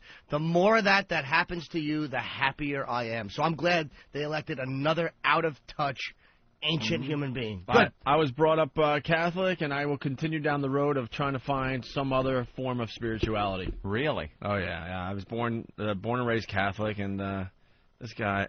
I'm a Catholic. I'm not gonna, I'm not gonna convert to anything, but it's just disappointing that the church has no relevance. No, of course they don't. They don't figure that a younger guy in there might be able to come up with some better, newer ideas about the church. The one thing that I can't get past, and this guy's saying it, he believes there's only one religion. He believes that it's. Well, that's pretty much the say I understand, for the Catholic but, Church. I mean, stop. Even John Paul started acknowledging other religions. He went into the mosque. He did all sorts of things to kind of acknowledge other religions. And to honestly think that there's just one way of looking at this is just completely ridiculous. But dude, you got to realize the faith itself is based on the fact that it is the only religion. Well, if all of a sudden he goes, Buddhism, that's right too. The Jews, they got it right. It totally makes you... I understand, but that's why I'm not going to be a part of it. You can acknowledge other religions, but you have to acknowledge them as, you guys do what you're doing, but you're making a mistake here. We got the real God. We got the Jesus. It's the way it's supposed to be. Because if you start acknowledging that they're right, then your whole thing gets blown up. Your whole spot gets blown up. The Pope, of course, is supposed to say Catholicism is the only religion. It's the only true religion. I feel, Anthony, that something happened. Yeah. To give us all this. Yeah. But we just don't have the exact description yet. No? Of what it was. We don't have the wherewithal. You think it's a supreme being? There was something that happened. Or do you think it was just some kind of cosmic cataclysm? There was a thing that happened. A thing. A thing. Yeah. So you think, but is it a divine thing, or is it just some kind of mechanics of the cosmos? It was just a thing, and then there was a guy that kind of tried to describe the whole thing, but he was like, "Whoa, hey." Maybe he was a little tired when he started writing the book? Started writing all this down. Maybe he had a fight with his wife or something. Well, I think you lose something in the translation of divinity focused to the human writing. Maybe, I think you could lose something there. Maybe he was going through a divorce or something, or maybe he was smoking some of that wacky tobacco and little weed. And and he tried to write everything down as it was happening, but he might have missed a few things. You think he missed a few details that were pretty key? Yeah, that's what I'm thinking. Yeah. I don't know. That's what I'm thinking. But something happened. There was a thing that happened. He's a creepy smile. Oh, he's just a creepy guy. He has a creepy smile. He's cute as a button in the little Hitler Youth uniform, though. Look at the big picture there. He sure was. You want to give his little taxi cab door ears a pinch? Don't you want to walk up to him? Don't you want to see? He's the perfect kid for Hitler to walk up to with his doddering, shaking hand, bend over and pat him on the cheek for doing a good job. That's right. I wish I had 10 generals like you. Oh. As he goes back into his bunker. Who's that smile remind you of? He's got like an SNL character, that little half a smile. It's really bizarre. Well, people have already done some photoshopping and some comparing. And here we have a picture of the Emperor from Star Wars and a picture of the Pope, and he certainly looks like him. It's kind of a separated at birth thing. Separated at birth. He really does look like him. Yeah, a little bit. Is that up on whackbag.com? I'm sure it is. All right. Bunch of dumbbells all over clapping for the new guy. God almighty, the older I get, the more I hate them. Dude, we got audio of that. Oh, really? So what happens, I guess, at the Vatican, the smoke comes out. Yeah. And this time around, it was white, which means there's a new pope that was elected. Said it was done pretty quickly as far as pope choosing goes. Yeah. Yeah. They all had their eyes on this guy. It was very obvious. And that was it. And then I guess they ring the bells, and then that's your sign if you're one of these religious freaks to start running. Start running. Start running? Yeah, start running to the square. Because he's going to be appearing for the first time. Give the blessing. And you don't know who it's going to be until he shows his face in the window. Right, true. And then you have people applauding because it was their guy that they were rooting for. Yeah, I was betting on this guy. See, it takes away from the whole thing. Like I was saying yesterday, I think that humans deciding who this guy is kind of silly. I think it should have just been known. Been done for hundreds and hundreds. I know, but some superior being should have shined a light down on one Shine of these a guys light and said, "There's no voting. Mm-hmm. He's the guy." Well, I guess he's going to take the torch and continue running with this thing. God delegates his responsibilities too. Comes down to a silly vote, though. A silly vote and some smoke. All the Cardinals get a ballot. Yeah. You get a ballot, they check it off. Does anyone else find this kind of silly? Any organized religion is silly if you look too deeply into it. It's based on faith. You have to take it at face value. You have to read about it and accept the fact that this is true, regardless of how silly, stupid, science fiction, fantasy, ridiculous it seems. Your faith has to be so strong that you say, I'm not even going to acknowledge that this is ridiculous. I'm just going to believe. That is religion. So you got to just suck it up and believe it. But a ballot has decided that he's the descendant from the first guy, that the thing, right? It's all in the cards. The Cardinals, they might not know this and check it off, but the divine intervention is there, Opie, making the Cardinals choose a certain person. God works his will on these people. He does that voodoo. Pull the strings. One of the creepiest things since getting XM satellite radio when the Pope died. Was that creepy, getting XM satellite radio? No. Well, there was the way you put that was. I know. I understand. I'll explain though. When the Pope died, XM decided to air the Vatican channel. I guess it's Vatican Radio or something. Yeah. On one of their channels for a couple days, I think. And I was driving home from the beach on Long Island after seeing my sister and her kids, and it was like a nun with her little girls. What are the little girls that hang out with the nuns? They're all reciting the rosary as robots. Really? It was creepy. It was like listening in on a cult meeting. Well, it is a cult. By the definition of a cult. It was all just Catholic monotone. Church is a cult. I would love to get that audio. I have no idea how I could get it. Any church is a cult. But, dude, I was listening for 20 or 30 minutes, and then all of a sudden I didn't know where I was driving to. Wow, really? Yeah, because I was like see, that's freaky. Right, I was just all of a sudden mesmerized by the radio. You got hypnotized. And the droning of the reciting of the rosary. It was really, really creepy. It was like listening in on a horror movie, Anthony. Yeah. So, we'll include. Yeah, I know. I don't think it. I got to get the archives of that channel, though, Eric. And this guy joined Hitler Youth when he was 14. I mean, I don't think people knew what monster Hitler was at that point. So he probably was like, "Hey, here's the new guy." And all right, look, let me put it in. Not a big deal. Let me. Doesn't bode well with the Jews. No, they're like, yeah, it's no problem. You really? The Yeah. Jews have, said it's fine. They were all saying he was part of. He helped John Paul denounce anti-Semitism. Yeah, he's not anti-Semitic. Okay. All right. Just looks kind of cute in the little Hitler Youth uniform. I heard. I don't know. Maybe I shouldn't say it. Oh, go ahead, Opie. What? You got to say. Don't be shy. Someone called my cell phone with a little joke. Ooh. A joke? Yeah, they knew that new pope was elected because I don't know, man. Will this get me in trouble? No, Opie. What happened? They knew a new pope was elected because an altar boy came running out into the square covered in you know what. Oh, Jesus. Yeah. Who called you with that? Some ass. Oh. Is it Kenny? No, it was just some ass. Pretty hot, actually. But that's how they knew that there was a new pope elected, you know what? According to this idiot. You know what? What? I'm not sure. Covered in what? Semen. Strawberry jam? So anyway, so then they ring the bell and everyone comes running so they could get the first glimpse of the Pope. Do we have that audio, Eric? Let's go to that now. Everyone is, as you can hear. Why is it in one channel? And I got some. Is that going to screw us up? One channel? I bet some people aren't going to hear it. Well, let's get it on a 2 channels, Hawk. Is there any way to get it on a 2 channel there, Eric? Put it in mono. Was that our mistake or is that mono? Can you do the mono thing right in the let there?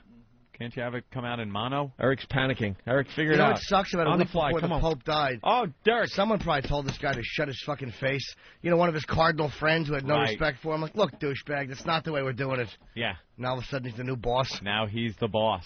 The big guy. The guy that wears the big hat. Oh, you got it? They're trying to figure it out. He's pressing buttons. I'm sure he's going to screw something up. Derek has no idea what he's pushing. Wow, he pushed a button on and then pushed it off. Yeah. Good job, Derek. So they changed the board around. Now it's different. That's right. This is not what I'm used to. All right, you guys figure that out. I'll go to some other clips of the Pope thing. Yeah. The Pope. Big news, boy. It just it was all over the papers. The Daily News had a special Pope section. I hate those things. When they have the wraparound that's like 5 pages in the front, and then you deal with that, and then you get to the back, the sports page, and you got to deal with it again. See if we can get him on the air. Yeah, get the Pope on the air? Hey, Ben, get on the phone. Book the Pope. Maybe the booker will I'd get love the to get Pope him in for studio. it. Let's go to Paul on Long Island. Paul, what's up? Yeah, it's like I was watching the goddamn Olympics. You know, people with German flags, Italian flags. I'm like, what the fuck's going on? Pope won the bobsled race. Yeah, you know, I did see that. Yeah, the people that were German were just freaking out even more, waving their flags because it's a German. Remember the Polish Pope? It was all Poland. Yeah, all about Poland. Now it's all about Germany. Yeah, the Germans now have the Pope. You want a black Pope? Oh, more than anything. He was one of the favorites too. The black dude. He wasn't a favorite. I think he was. He was. I don't know. They were talking about him. They were talking about him a lot. Yeah, they were talking about him. All right. Just to watch all these. Not going these. to be Pope. To watch all these idiots in Brooklyn. Hey, what do you do now? Oh, you got to put a picture of the Pope up somewhere in a restaurant. He comes, you chase him through Howard Beach. Get him hit on the Belt Parkway. All right, here's some audio. Forgot your hat, Mooly. And stay out of our neighborhood, huh? You fucking Mooly. All right. Here we go. The new Pope announced. The ringing went on for 10 minutes, sending thousands running to the square as the rain started to fall. About an hour later, the announcement. Cardinale Ratzinger, More cheers as Cardinal Joseph Ratzinger of Germany was announced as Pope Benedict XVI. The crest of Pope John Paul II was unfurled in his honor. Then Pope Benedict emerged, addressed the crowd, and offered a blessing. Have elected me, a simple, humble worker in God's vineyard. God's vineyard. God has a vineyard? Yeah. He's a worker in God's vineyard. That's Oh, nice. nice. We're all fucking grapes. Isn't that wonderful? That's what he's talking about. We're all just grapes in his vineyard. Some of us are the grapes that make the box of wine, mm-hmm.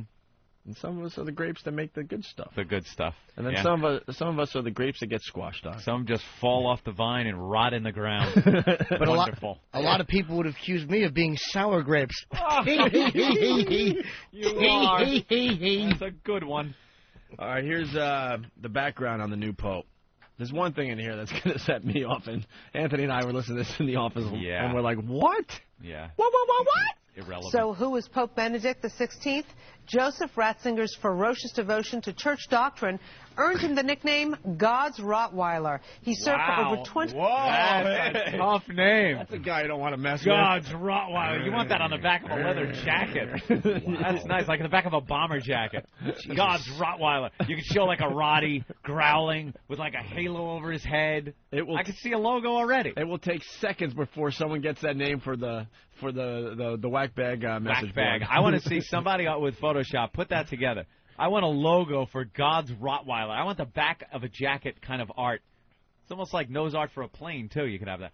God's Rottweiler. Her. And then there's a picture of the Jews as God's fire hydrant.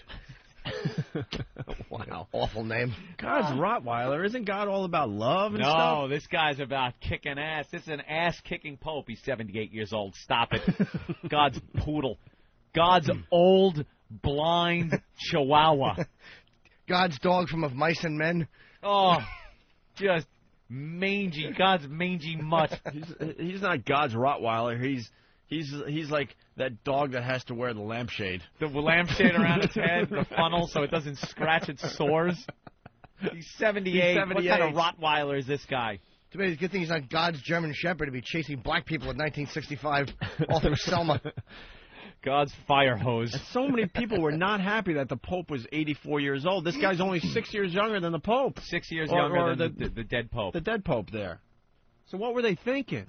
They don't want him for a long time, dude. They don't want another long reign. They don't want. Oh, very good. No, they don't want right. another long timer. You're right, because I'm paying attention to this story. He's like what they call one of those transitional popes, Anthony. Really? Yeah, because they like what Pope John Paul did, and this guy is very similar to him. So they want to kind of continue that for a little while.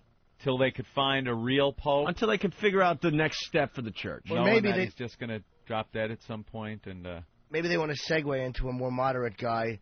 Maybe this guy's a bridge, and maybe they didn't want to go from black to white. So they're going maybe with a guy who's like more conservative but won't be there for that long. So you don't make the connection of John Paul, who everybody loved, into this to a new whatever. Oh, who cares? That makes sense, too. They're irrelevant creeps. Wait, who was the last pope? John Paul. Oh, okay. You didn't know his name? Forgot already. I'm just saying. Can't this guy be John Paul III and keep it simple? No, it's Benedict there. Benedict the 16th? The 16th. Jesus, how unpleasant is that?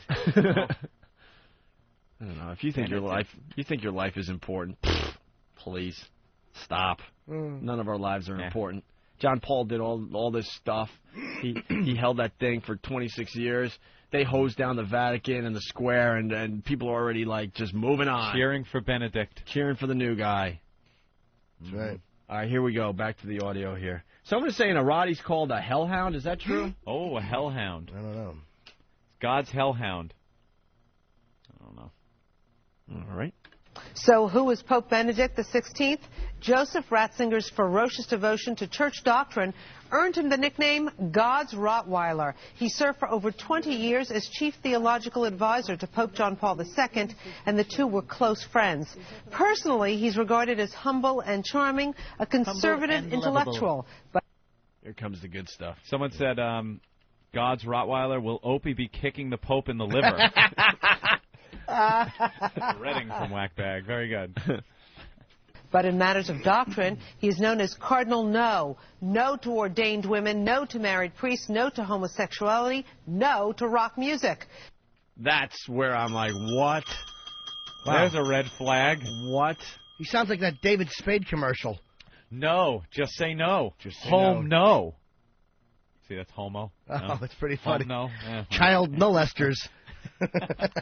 All that other stuff I have no problem with, but I want my rock and roll. Right. And where does it say in the Bible, in any religious writings, that this guy is supposed to keep, close to his heart and tell the people? Where does it say rock music is a bad thing? Where the hell does it say that? Heck. Where the heck does it say that? Because they're saying he's HE double hockey sticks. Because they're saying he's staying close to the gospel and all that. Yeah. He's one of those guys there was no right by the book. There was no rock and roll back then. Rock and roll. And what's the definition of rock? Yeah. He calls it the music of anti-religion. All rock? Yeah, all rock music. He does not like it. I don't like it. He's one of those stuffy... He's your grandfather. He's someone's old grandfather that wears the Pope uniform. He doesn't understand anything new. They try to make it sound like he was a new kind of modern guy because it's like he even has a fan site on the Internet. Do you think this guy has a clue what the Internet is? Do you think he has a clue what computers are, that people have them in their home, that it opens up information to people around the world? So what happens if you like rock? What happens if you're a U2 fan? You'll burn in hell. Ah. You're going to burn in hell. That's just wonderful. Is what's going to happen to you. What kind of fan site could he have? What kind of nerds belong to this? I know. Oh, I'm going to go to the Cardinals fan site. I'll talk to you later. I want to post. His blessing today kind of sucked. Yeah. The first hour of his blessing was kind of cool, but then it was downhill from there. I think the Pope's losing it. Yeah. The Pope used to be hilarious, but now he just sucks. He's always bitching about the Vatican and how nothing works around the Vatican. I just want the Pope to get back to blessing stuff instead of bitching about what the Vatican is. Oh, God.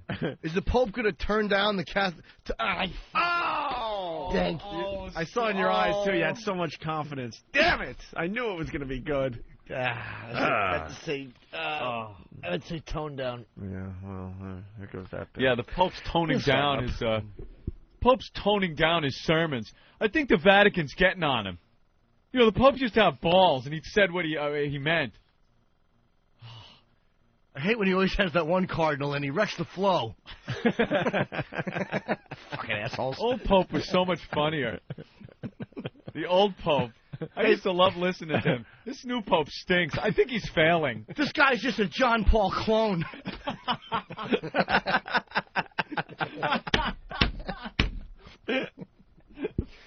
Oh, Christ. Oh. Us here on popebag.com. Hey, Anthony, I got audio of a cardinal talking about another religion. Really? Yeah. Oh, it should be interesting. Ooh. Oh. Unleashing some of the beast. Good one, Jimmy. I got a little more here. Cardinal Ratzinger is the first German pope in almost a millennium. Yeah. He turned 78 years old on Saturday. He has no history of chronic health problems, but we have learned he's been hospitalized twice since the early 90s, one after a nasty fall and once after suffering a cerebral hemorrhage. Jesus! That's no major problem. That's a minor thing. Those are minor things. He's already falling down. A brain hemorrhage. Do you realize down? The old people falling is like. Do you realize that young people getting the HIV? For the most part, you're done. The average person falls down a lot in their 20s because they get drunk a lot, and then you go many years without falling.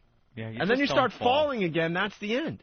It's over, Johnny. It is over, Johnny. When you start falling. When you're falling in your 70s, the writing's on the wall. Jesus. You might have that occasional weird trip thing because, whoa, hey, I didn't see that pothole. When you're in your 20s and fall, though, you get up, you go, oh, boy.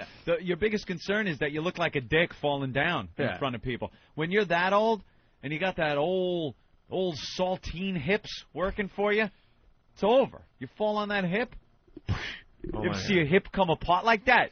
Holy shit. Someone's suggesting that we attack the Pope's website. I am speaking... Why would you want to attack the Pope's website? Stop it. And don't try to read into what I'm about to say. Trust me. Do Oh, not right. attack. Please. What are you saying, Opie? Only nice posts? No, I'm not. No. Hey, I'm going on record and saying no effing way. By the way, the Pope's website is eatawafer.com. No. Right. No screen names like... No, shut up. No, leave the Pope stuff alone, please. Of course. Can't attack the O&A rule, Pope. Although there are a lot of cameras set up today at St. Pat's. They're doing a lot of live shots from St. Pat's because they got a new Pope. Yeah. What, you can't send people down with signs in front of the reporter? Why not? The reporter, not in St. Pat's. I'm talking about on, what is that, 5th? It's the stupid reporters. Yeah, it's the reporters. If you're seeing a live shot going on, what the hell? Dude, this is only gonna be funny for us, but we watch a lot of the news channels in the morning. We tape a lot of stuff, and there was a reporter on one of these news stations that had the worst hairdo ever. We watched it 5 times and just openly laughed and mocked her. Where's the hair? It was like a weird comb over, but she had a full head of hair. She had a full head of hair, but the top was bubble. It was almost like the Great Gazoo on the Flintstones. It was like a dome kind of comb over thing she had going. Do we have a picture of her? Really odd. I don't think so. We could probably get it. Hey, did we talk about the assault on the media that we got at the ship? Not yet. That was nice. Yeah, we'll get to that in a second. I just want to get to this. Boys. I want to get to this last audio clip. Well, President Bush says the Catholic Church will be well served by its new pope. He described Cardinal Ratzinger as a gentleman and a scholar. Of course. He's a man of great wisdom and knowledge. He's a man who serves the Lord. The president says he and the First Lady were impressed by Ratzinger's homily during the funeral for Pope John Paul II. He said they would pray for his continued strength and wisdom. Boy, Bush really went out on a limb there. He has wisdom and knowledge. Yeah. Wow, way to bring something new to the table. He's a man who serves the Lord. He wears a big hat. Yes. Very good. That's he right. Likes wearing robes. He's a man who does not consort with prostitutes. Right, very good. All right, we got that audio fixed. Here's the bell ringing, and then people just losing their minds, I think, in this clip. Listen to this. Everyone is, as you can hear, cheering. Yankees suck. Yankees suck. From the United States. Are you guys convinced that we have any? There it is. Yeah, don't start now. Yeah, we can see the bell now, Chris. There it goes. We have a pope. Ladies and gentlemen, the Beatles. So what's that cheering? We got us a pope. We got us a pope. Hey, Mamma Mia. I thought that was audio from like a soccer game, like World Cup or something. Like a rock show. Wait till you hear the bell ring. The Pope goes down. The Pope goes down.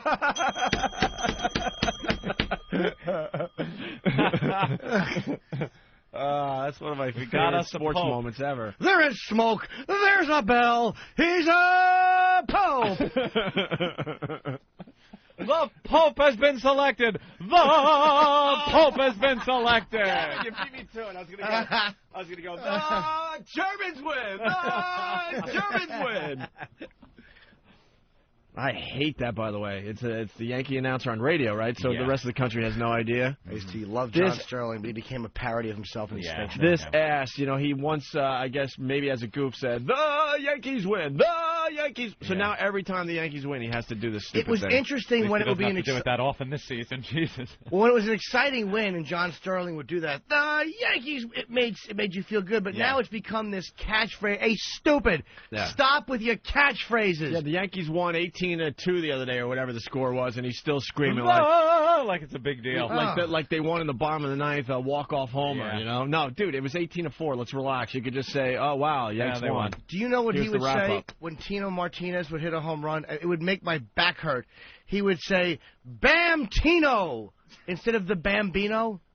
Oh, and you want to get nauseous? Oh, I am. Thank you. Wait, what else? What else would he say? Oh, whenever Bernie Williams hits a home run, he yells, "Bernie goes boom!" I want to bite his fingers. Well, No shit. Sorry. No shit. And then That's he'll become one of my favorite clips. love that one. And then he'll throw another one in. Bernie goes boom. Burn, baby, burn. What have we got here? A fucking comedian. It is unlistenable. Yeah, I hate those cliches. I hate them. What else would he do? Oh, if two guys hit a home run back to back, he would go, they hit a home run, a back to back, and a belly to belly. What? Back to back and a belly to belly, or belly to belly and back to back. It's all fucking catchphrases. I can't even listen. I used to love John Sterling because I think he does a very interesting call, like a regular game call. I like listening to him. Yeah. But he has become this awful, awful parody of himself, and it's embarrassing. You have a problem with the entire Yankee picture. Yeah, I do. Yeah, I understand. I'm old school with the Yankees. I like them. I like young talent. I'm sorry. You know, those cliches and catchphrases at first were kind of cool, you know, but now ESPN, it's so hard to watch SportsCenter. It's all about, these wacky calls and stuff. Could go all right. Could go all the way. Well, no, he was... Shut up. No. See, he's talking about Berman, and you're talking about Cassell. And Cassell's famous one was, look at that monkey run, or whatever he said. Look at that monkey run. Do we have that? But that was only something he said. That was insane. In a moment. Yeah, but that was nothing. And it wasn't racist. He was calling other people monkey, too. He used to use that all the time. White guys, too? Yeah. Yeah, it was just a thing. How was it a racist? Oh, yeah. I'm trying to think of more John Sterling. First of all, he is a racist. I think every single person that has some racism in them. I don't. Oh, without a doubt. Every person has racism in them, and every person has a little hypocrisy in them. Yes. It's not true. Oh, without a doubt. I happen to without a doubt in my mind. I don't dislike other races. I just like white people more. There you go. Some people's racism comes out a little louder, but in general, we're all racist. I don't call it racism. I call it human nature. This is human nature. It's in the animal kingdom. Your lions, they hang out with the lions. That's right. Your zebras, they hang out with the zebras. Well, we, as human beings, are more comfortable hanging out with our own kind. You're wrong, though. No one likes the zebras. Part white, part black. That's why the lions just rip their throats out. That's right. Their carcasses wide open on the plains of the Serengeti. The lions in their black boots just attack the poor zebras trying to eat and enjoy their lives peacefully. Just trying to eat. Asshole lions aren't even hungry. Just attack them. I like crocodile footage myself when the zebra or one of those big water buffalo goes to the lake, and they're kind of looking around. They got those huge eyes, and they're going, huh? What? And they go to take the drink. and they're looking for like a lion or something to come out from behind them, so they're constantly craning their neck around, looking. Out of nowhere, whoop! The crocodile grabs his face and pulls him in and spins around and rips his head off. And you gotta laugh. You gotta laugh at nature, because that's what it's all about. You're getting a drink, you're looking behind you, you don't want to get fucked in the ass, and a crocodile grabs your face. Welcome to life. That's the problem with humans. We just continue to try to go against nature. We're going to lose that game. Basic human nature. We're going to lose that game in the end. Political correctness can stop what is basic human nature. We are still, in essence, animals. We try to put rules on ourselves to try to make ourselves seem better than just being animals. We're pretty cool animals, being able to use our brains like we do. And when you look at everything that we've built and figure that we've pulled raw materials out of the earth and reformed it to make buildings and cars. That's pretty goddamn cool. And that's because we're from another planet. Yeah, but some people say that. We came here on a spaceship. It's very obvious. You're insane. It's very obvious to me. Yeah, I watched the History Channel, the Discovery Channel. There's some like runways and stuff there from the olden days. How do you expect that we're still animals? And then the cavemen with the spaceship drawings and stuff. We're spacemen. Are you saying that a lot of things in the Bible, but people speculate, were actually spaceships, like the Chariot of Fire? Yes. That was in the air? Yeah, no, I have no doubt in my mind. I have no doubt in my mind. We're from another planet. We came here on a spaceship, and that's why we're very uncomfortable, because this is not really our environment. What is? I don't know. Rigel 7? We came from another planet that was far more advanced than this silly planet. Dude, because why isn't there just another form of life that's... SETI Alpha 6? A lot of people say that we were actually Why? an alien experiment, kind of put here like plants to see what would happen. Why? Yeah, that's what I think. This is SETI Alpha 6. Why isn't there just another form of something that's just a little bit stupider than us? There is. What? Gorillas. No, there's a big drop. Gorillas That's are what I'm saying. pretty stupid on the whole That's what line I'm down from us. All right, why isn't that. there another form of something jumping on the bus with us after work? Just some other animal that knows enough to pay, get on, and take public transportation. You know, you bring up a moronic but brilliant point. That's all there I'm should saying. be some other species of creature that can at least use what we've made. They don't have to be smart enough to make it. Right. But if a gorilla decides he wants to go from point A to point B, he should be smart enough to take his toll money and pay it. That's all I'm his saying. fare and use our transportation. That happens all the time. If you take in certain buses. All right. Jesus. You know, a radio show got fired for that exact bit. What bit? Did. The gorilla riding the bus bit up in Boston. I didn't hear that. They didn't get fired, but there was a gorilla loose in the zoo. And it would just happen to be found at a bus stop. And sitting at a bus stop. And maybe, hey, see what happens when they try to use the bus? And we bring them back to the fucking zoo. And there were some jokes that were made. Let's just keep it at that. Certain lines at the bus. Yeah, he said he was waiting for, the DJ said that the gorilla was waiting for a certain bus line that is known to be just a minority. Oh, okay. Going to maybe Roxbury. Yeah, going to Roxbury. All right. And he got reprimanded. Well, that's why they're looking for the missing link. Let me just go back to this point. There's just a drastic drop-off.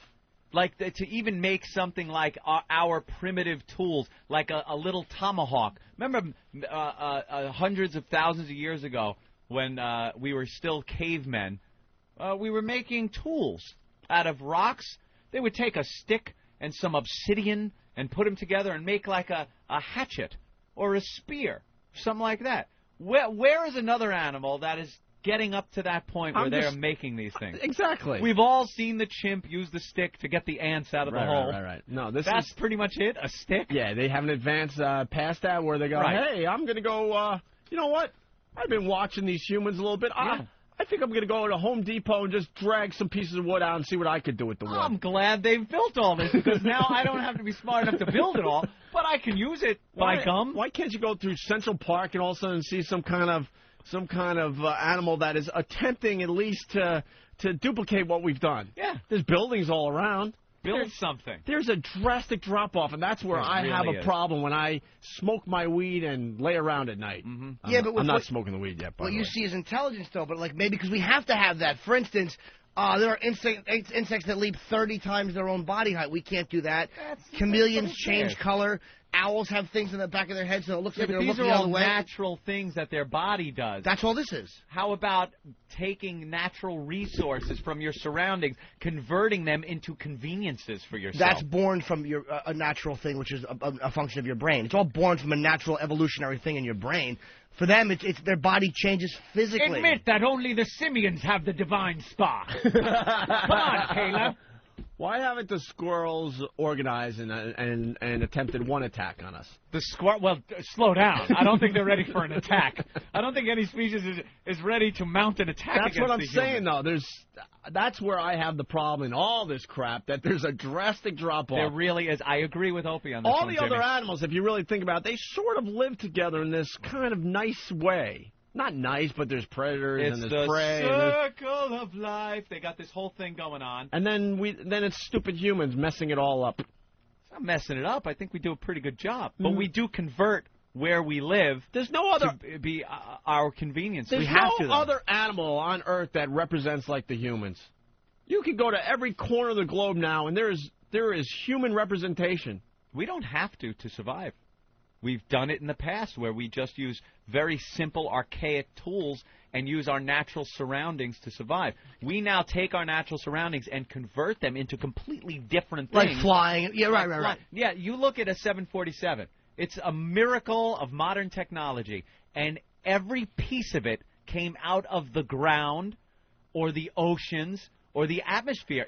Nothing was made like that, and you were able to build it and fly in it. And there's a huge drop-off, you're right, about intelligence between people and apes. But what I'm saying is the difference between us and gorillas is not as much as, say, a gorilla and an amoeba, or that form of life, that form of thing. You know what I mean? There's not that big of an intelligence difference when you compare that to a basic all I'm saying, piece of bacteria. Look, ain't even trying. Look. Yeah, exactly. The gorillas have seen the freaking planes in the sky. Why not Looking for good around? going, I'm going to see if I can get on one of those things. They don't even look up at it. See where it takes me. They don't. If you I ever understand see a what plane Jimmy's fly over, saying. They don't look and go, wow, that's pretty cool, and watch it fly by. The intelligence They thing, do. The intelligence. I've talked to them. The intelligence thing goes like this: slowly goes down, all the way to the amoeba. That's how I look at it. But the problem is, humans are at the top. It's a big step. Then it's a big step down, and then a slow, gradual all the way down. All the other amoebas. animals. That's all I'm saying. Have varying intelligence and potential, but it's like a wedge. Right. It's a slow climb from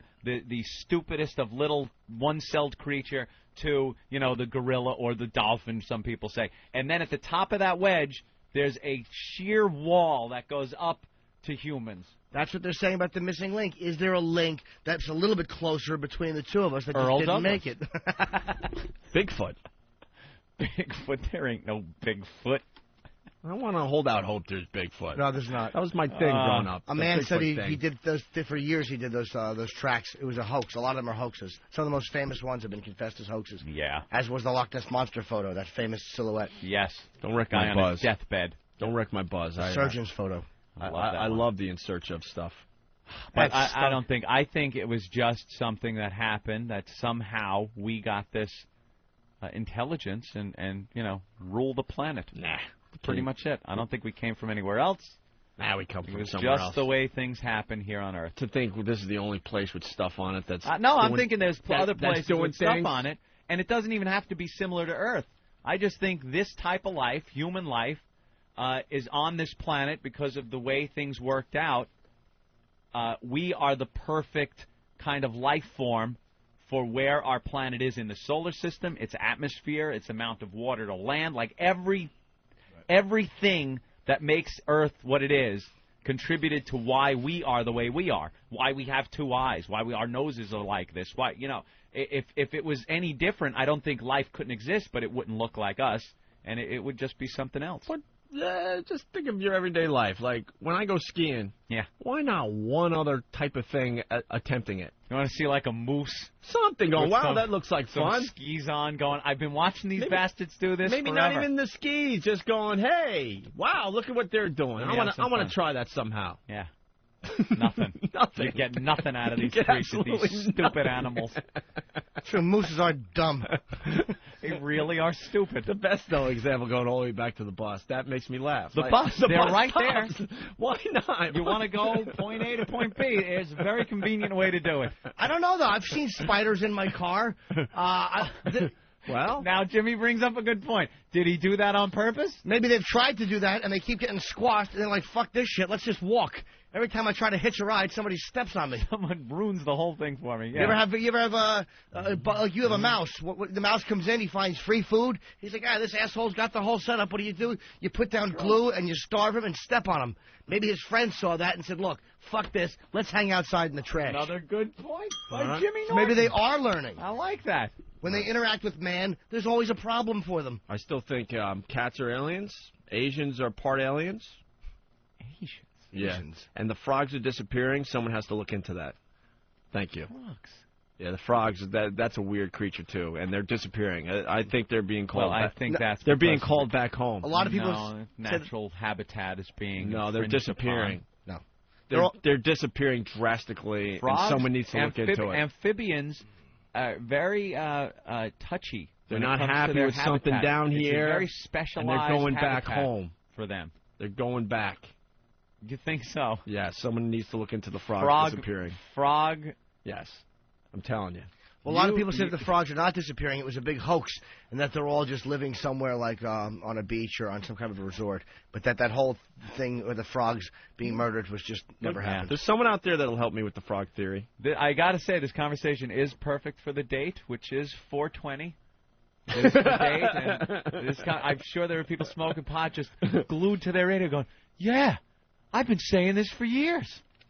You're stoned. Don't worry Why about not it. one other creature checking out a baseball game?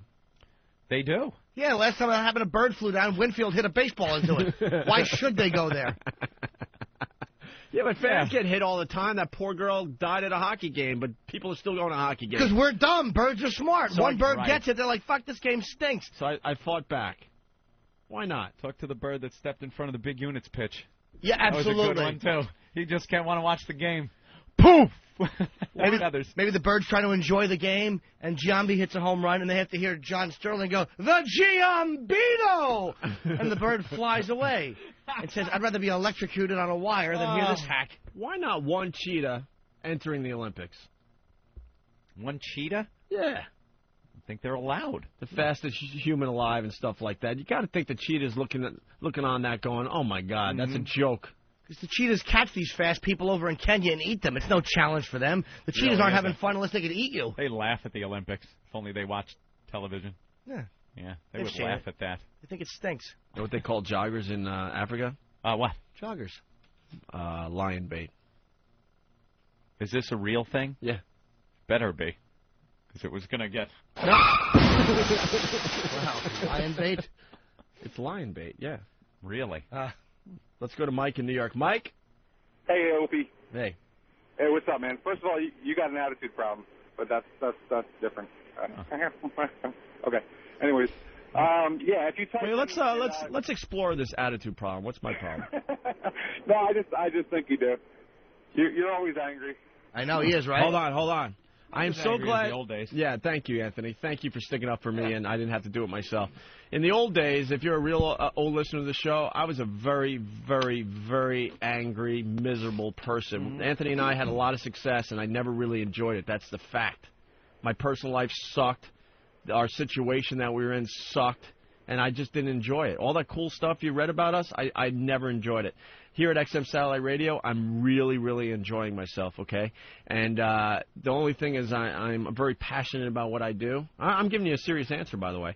And I just want things to work the way Anthony and I know it could work. That's all. That's the only problem I have now, and that's shape management and shape. Get management in shape, and make sure we have really good equipment and really good people around us. That's it. That's the only thing I have these days.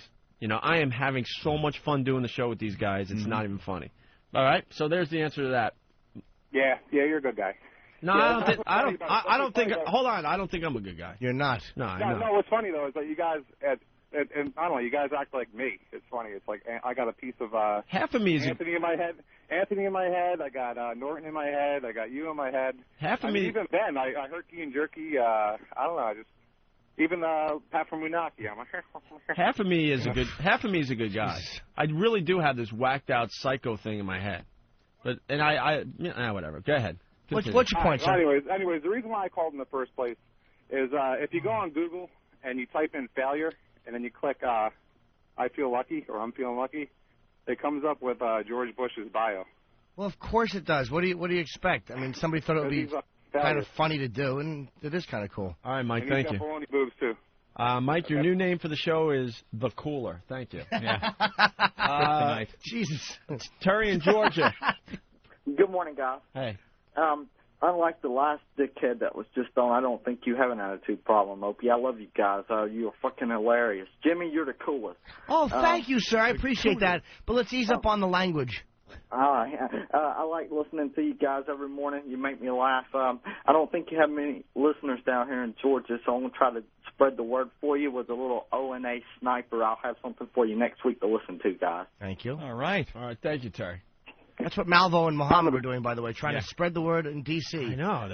They were shooting anyone without a WOW sticker. Ryan in Florida. Get your WOW sticker. Hey, guys. Yeah. You're protected if you have the WOW sticker. Ryan, go ahead. Now, are we the smarter of the creatures because we change our surroundings, or are we the lasting of the creatures because we're the only creatures that don't adapt to our surroundings? We adapt to it, but we do it brilliantly.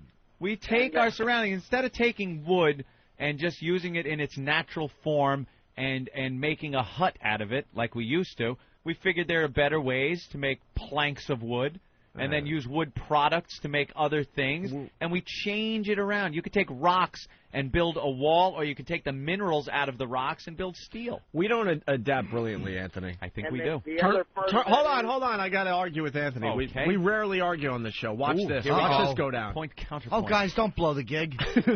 Be friends. We don't, because just turn off the electricity and see what happens.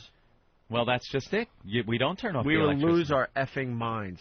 Figure it and out. we would not survive. I think we would figure it out. We'd survive. Oh, hey, man, I agree to that. Down in Florida with the hurricanes, power went off and everybody went nuts.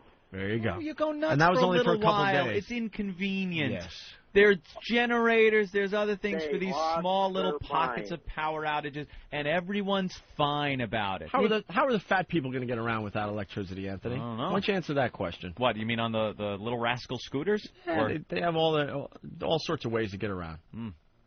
they're going to have to either adapt, lose weight, or die. By the way, the whole pollution thing and things coming from the ground, Yeah. I don't worry about pollution. I don't either. Because it all came from the ground to begin with.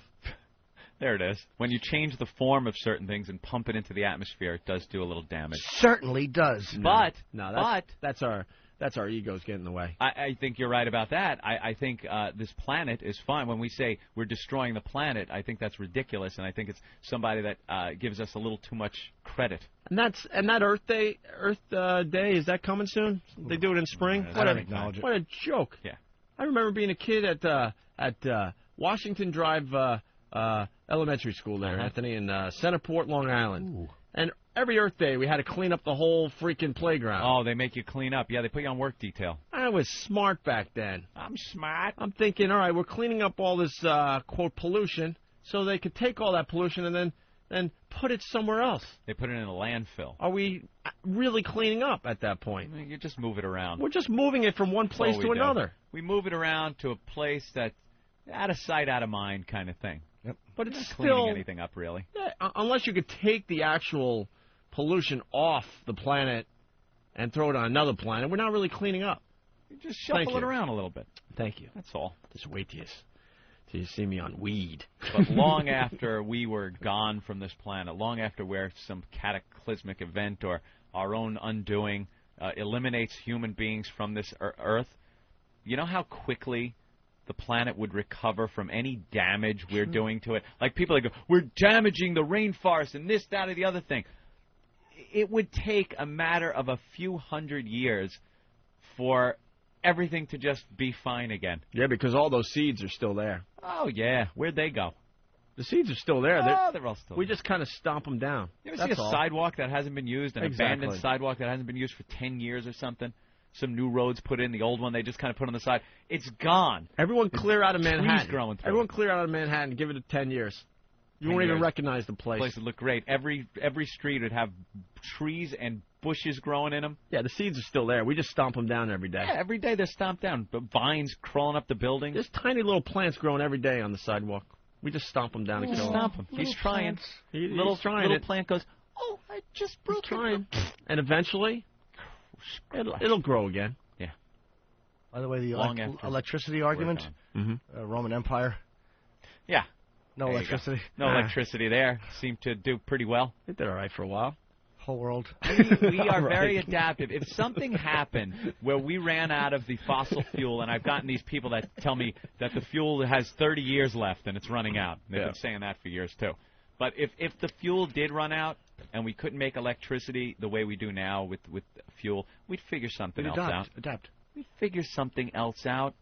That's the beauty of the human being.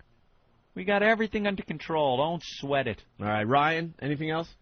Yeah, man. It's one more thing, and I know I'm going to get hammered for it, but here we go. Oh, no, you won't. Oh, Mr. Opie, and as for animals, you know, the beavers that dam up rivers to make lakes, man. That's the true. beaver dams up the river. Mm-hmm. That's just more of an instinctive thing. They can't comprehend why they're doing it. And they're not doing it to be smartasses. Yeah. Like, I'm going to dam up this river. Screw the people downstream. Yeah.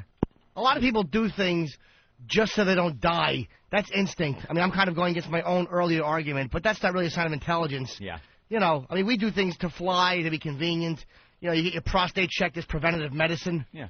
Human And beings it feels seem to be good. the only species on the planet that do things to make their life more convenient. Like monkeys don't look at other monkeys and then turn away when the other monkey looks, and then go jerk off thinking about the peek they got at the other monkey. Right. I don't think. No, I don't think so either. They'll just jerk off right at anything. Elephants don't try to get other elephants to pass out so they can take pictures with their elephant cocks by the passed out elephant's face. You know, you bring up another good point. Have you seen the clip on the news today? The elephant is great. Good. What, crashing through a bank or something? Wait till you see this video elephant later. Crashes through a big plate glass window, and he's in some kind of office setting, and he's just losing his elephant mind. Yeah, he doesn't know how to go, I'd like to make a deposit, please.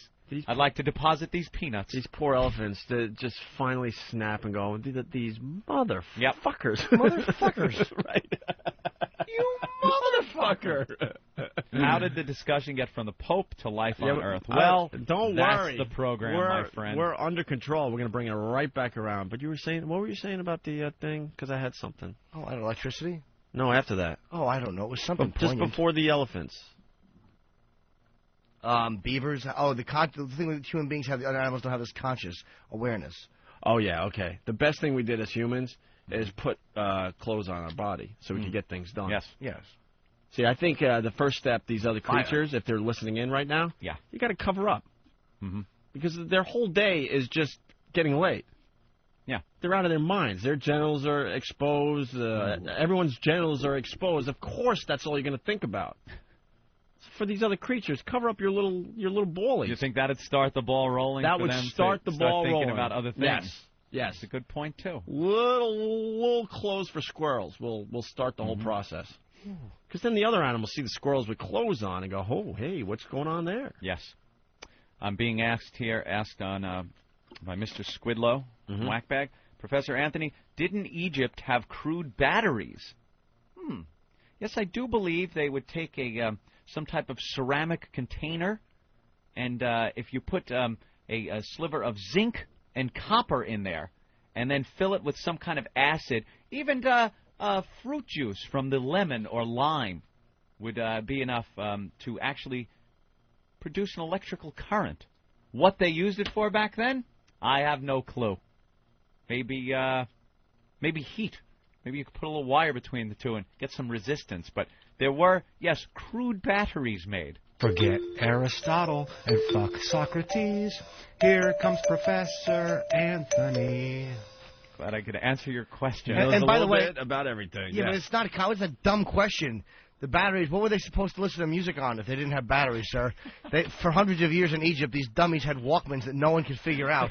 They couldn't listen. Their iPods were shit. Getting all mad because they couldn't transfer their Windows files to their iPod. Their computers were good until they ran out once and they had no electricity to recharge it. Yeah. So they had to keep buying laptops.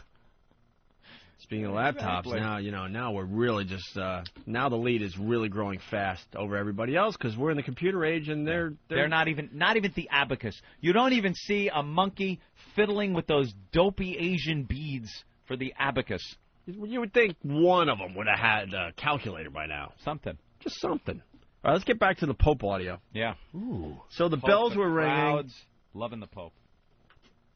This actually proves, by the way, that we're no better than anyone else. We're a bunch of dopes. Go all the way back there. Go back, Hawk. Because this was an hour ago. We have a whole new audience. Basically, this is audio of the bells ringing, somebody announcing that we have a new Pope like he's announcing a World Cup soccer game. Yeah. I'm prepared to hear, go! The Pope wins the pennant! The Pope wins the pennant! The Pope wins the pennant! Cheering crowd. Yeah, will this go down in history as one of those great broadcast moments? I think so. You know, when that thing crashed in Jersey there? I forgot the name of the thing. Oh, no! Oh, this is the worst conductor I've ever seen! Oh, get out of the way! Oh, the humanity! Oh. There's a guy that was able to hold it together for his broadcast. I know. Jesus. Blubbering idiot. You're supposed to be impartial. Oh, the people! Oh, they're running! They're run on fire! Oh, get out of the way! Oh, Jesus Christ! Oh, no! Guy lost his mind. It was your one moment in the sun. Yeah. There's your moment to shine. Although that... He was all professional first. Here comes the Hindenburg. Yeah. To Lakehurst, New Jersey, ready to dock at the... Holy fuck! Oh, my Jesus Christ! What the fuck? Oh, it's blowing up! This is a catastrophe! Oh, my God! Might have been so Shut the whole thing off. Oh, the humanity. And you know the guy wanted to curse his ass off. Lost his mind. You know he wanted to say, holy shit. Of course he did. He want the FCC getting him, though. Did anybody survive that one or no? The Hindenburg crash? Yeah, a few people. They jumped and ran. Yeah, a lot of them ran out of the wreckage. That, by the way, is what made that whole crash famous, is his call. I mean, the crash is famous enough, but his call, man. Oh, his call is great. No other radio disaster like that. You don't hear, Oh, they're having sex at St. Pat's. Oh, this is the worst catastrophe I've ever seen. Oh, people, run from the security. Please run away. Oh, Can I throw... Oh, no. Jim Norton's personal appearance dates are crashing and burning. Can I throw... Oh, those big arena shows are done. Oh, no. Can I throw a possible bit at you? Oh, imagine if Ricky was the reporter down there in Jersey when the Hindenburg was crashing. Here, Lakehurst, New Jersey. Here comes the Hindenburg. Oh, it's on fire. Burning and crashing. Oh, sorry, I turned my mic off. Some people are getting hurt or something. Oh, this a minute. All right, very good. All right, here's the Pope audio. Listen to this guy just losing his mind. We're talking about a new Pope being elected. That's new Pope. All right, hit it. Everyone is, as you can hear, cheering. And I found some priests from the United States. You guys, are you guys convinced that we have any? There it is. Yeah, we can see the bell now, Chris. Here it goes. Peters are ringing. We have a Pope. Well, this is a truly electric moment. It means... No, Eric.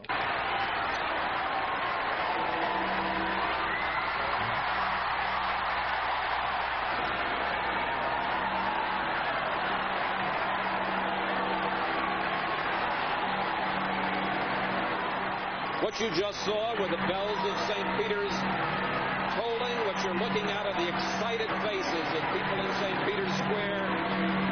The 115 cardinals in the Roman Catholic Church have chosen the 265th Pope in the history of the Church.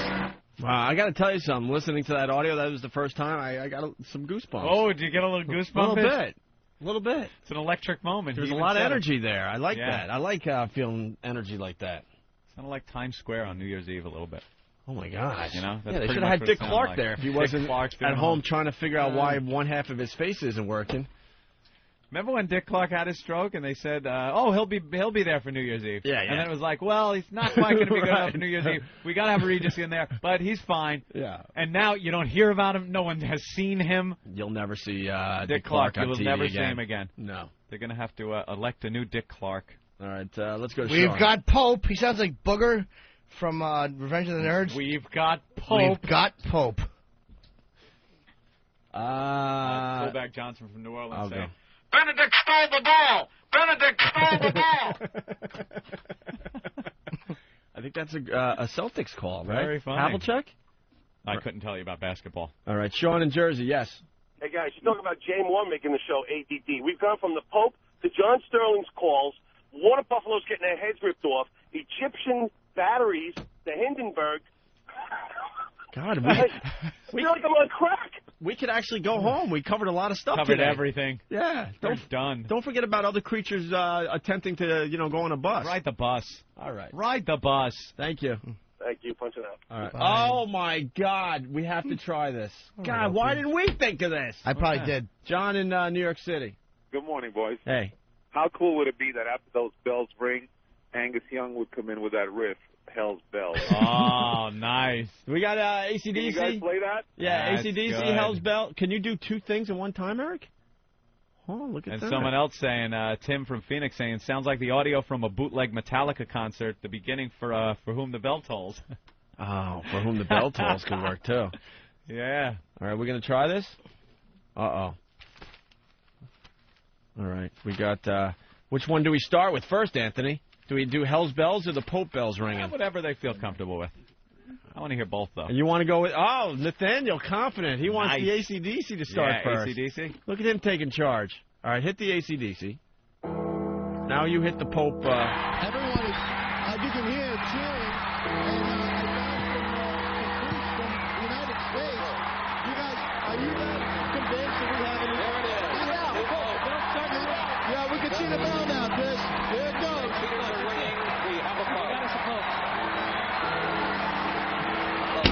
Rock and roll, baby! Yeah, rock the Pope!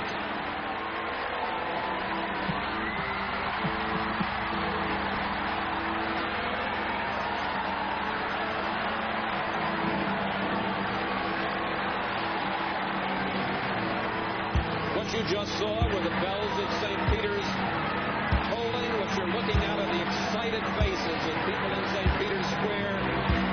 The 115 cardinals of the Roman Catholic Church have chosen the 265th Pope in the history of the Church. Oh, yeah! Rocking the Vatican. Hit the post perfectly. Holy. Good call by Nathaniel. Rocked. He wanted AC/DC first, which made that timeout perfectly.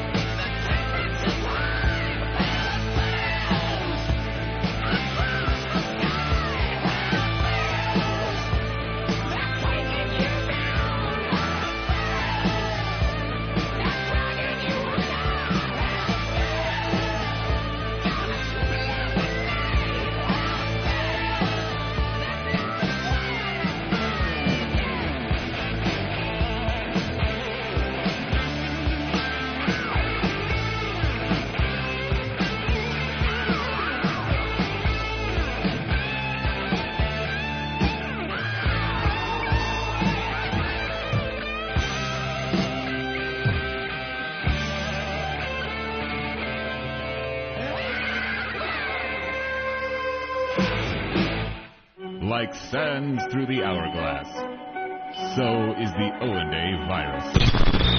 But can I honestly say anybody rips me off? I mean, when I hear the same exact bits done, that's how I say it. I mean, what about WOW? That's totally their idea. Oh, there you go. Okay. There's something new. Well, and then... There's something new. You know what? I used to do that in Washington, D.C. Tell him, Fred. I used to have people tie bandanas around their cars so that women would take their clothes off in the cars. Dude, get with it. All right, well, I mean... Give me an original idea. Well, Come on. I mean, I know. I used to have my listeners tie a bandana around their car. I mean, I've done it all. What about going off on... I totally know that's you. All right, okay, whatever. I got to go. Please, I don't really want to get into a discussion like this. So delusional. That is really funny. See, Someone found the clip. Yeah, that's something we couldn't play on the old show because of the gag order that he placed on us. How do you tie a bandana around your car?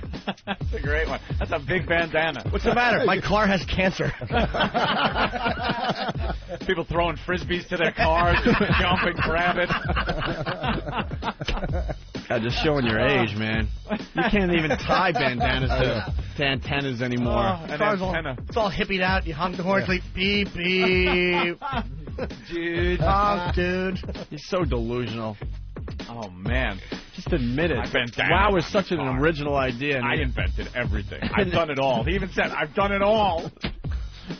Wow. Even the stuff that's going to be invented, I did already. There's no original I went into ideas. a time machine Everyone and I already did it. Killed himself. Right. I've done it all. I was the first one to do anything. Marconi ripped me off, Robin. Remember the what was that thing called? .. Morse code. It was Howard code earlier. The guy ripped me off. I invented SOS. Robin. What a complete jackass. He's the guy. Wow. Wow. He invented WOW. And it had nothing to do with Whip 'em Out Wednesday or WOW. It was tying a bandana around your car. Thank you, Howard. And what were we supposed to do if you saw... I don't know. He didn't really explain it very well. Of course he's not going to explain. If someone had a bandana tied around their car somehow, girls would get naked in the car? It wasn't even flat. Yeah, girls would get naked. They're driving, taking their clothes off, crashing into a button, Mr. Robin. I invented traffic accidents. A bandana around an antenna. That reminds me of something else I've heard. It's called a fucking flag. That's not exactly somebody's fucking invention. I invented that, Robin. They say Betsy Ross did that. I sewed the stars on. Ooh, it was all me. I don't care. I don't care. I honestly don't care. Don't care. I invented that bandana with me. Opie and Anthony, the virus is spreading. XM 202. The Opie and Anthony Show.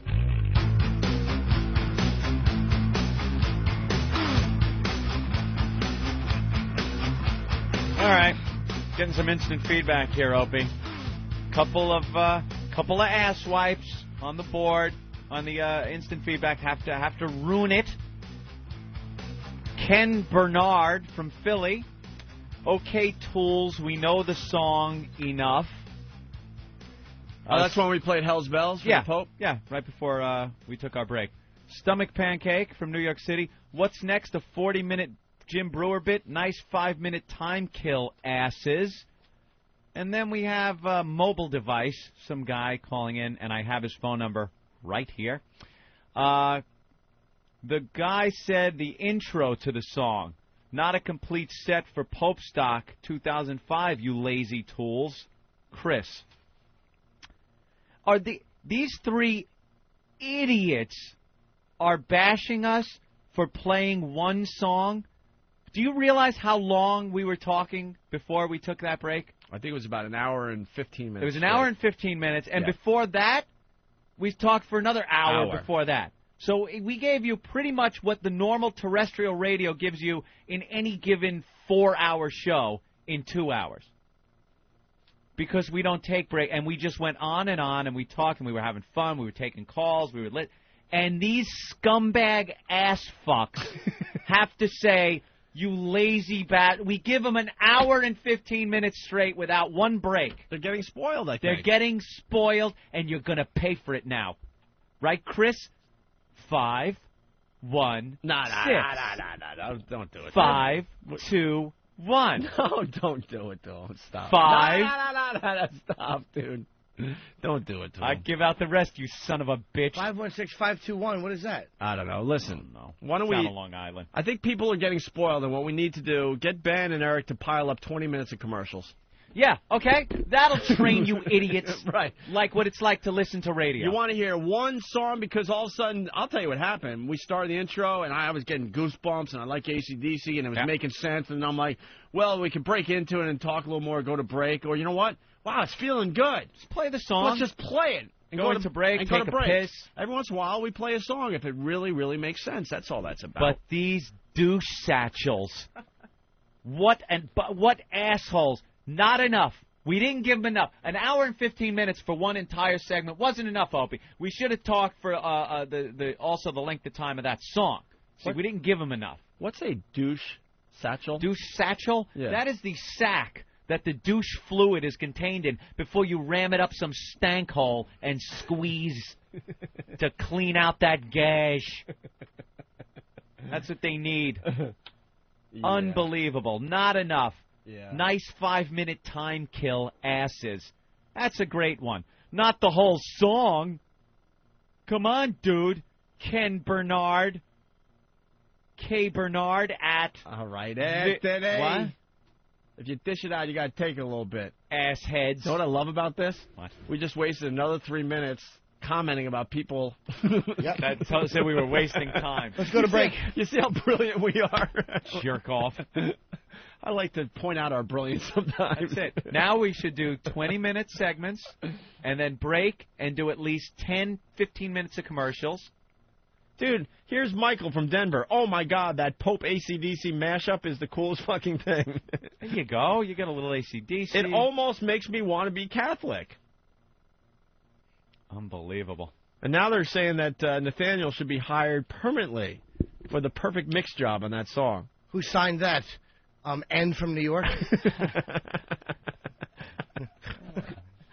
Danny, you better work on something immediately. What's Derek doing back? He looks so awkward back there. Derek was hired by the company, so he can now relax a little bit. Now he's not doing anything. We got for the new listeners, we got 3 guys all jockeying for position. Then you got guys like Ricky that we'll never even give a shot. Or Travis, you know, they're good for getting coffee. Let's be honest, you know. Enjoy your time here. You're going nowhere. Yeah, we don't. But then you got these 3 go-getters over there. One we already hired, Derek, right? A little bit. You get a little bit of something from the company.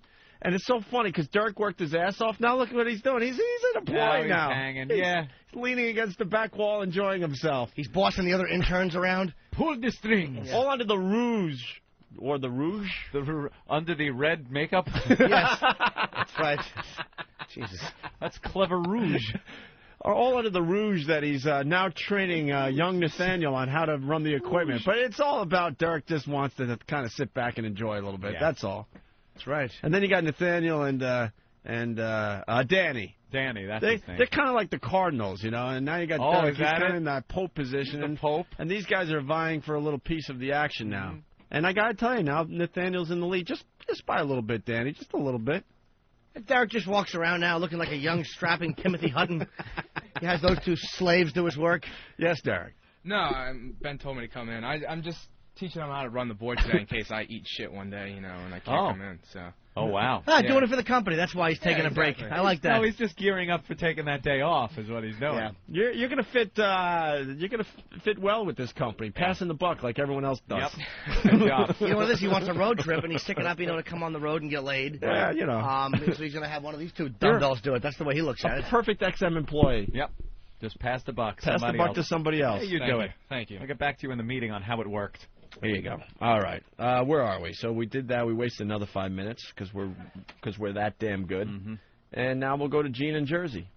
This will waste another minute or 2. Gene in Jersey. Now I'm going to acknowledge all the things that we do to waste time on this show. That's right. Gene, go ahead. What's up? Welcome to the program, Gene. Gene? 5 seconds. Hey, can you hear me? Yes. Well, why don't we do a little level check here? Go test 1, 2, 3. Test 1, 2, 3. Oh, hold on. Let me just patch up slightly there. Okay. Can you one more test there? Test 1, 2, 3. That's nice. Yeah, I like the sound. Nice. Very nice. All right, Gene, if you will speak slowly because we got a lot of new listeners in Alabama.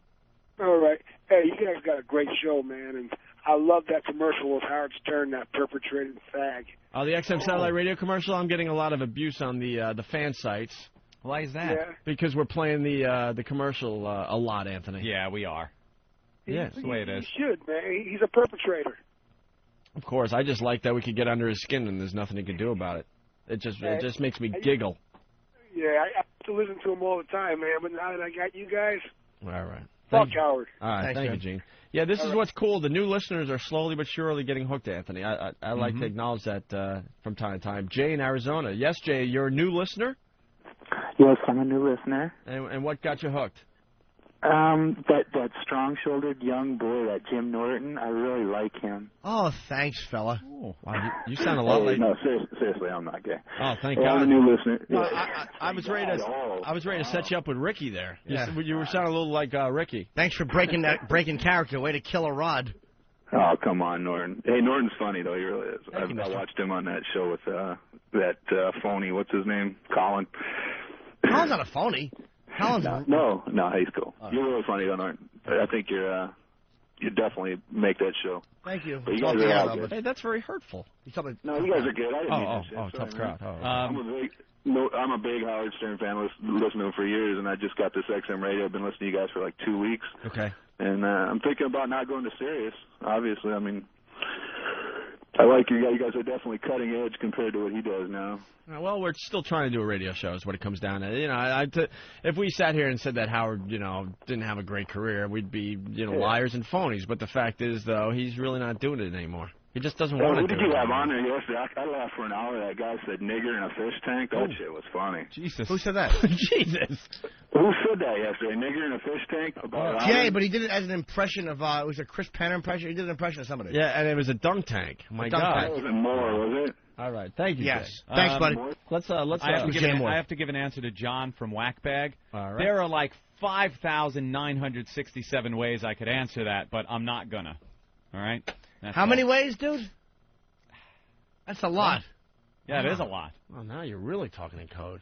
Yeah. Well, 5,697 ways. My God almighty. Yeah. What? Yeah, I just had to give him an answer. So I gave him the answer. Am I out of this one? So my that's God. just a weird random number. Dude, that's a lot of... Why did you say a million? It's too many. Come on. It's funny. Come on, laughing. All right. So who else is on the phone there? We got a phone person? No? That's funny. Stop it, Captain Obvious. No, I want to know who's on the... There's no one else on the phone. All right? We're going to go with a cute little story, and we have this 911 thing we got to do, and and maybe some, I don't know. Oh, you want to talk about the assault on the media? That's a quick Yes. I saw the assault on the media. It was really funny. Very funny. The video's up on opieandanthony.com? Yeah. Okay. It was from that cruise ship mishap.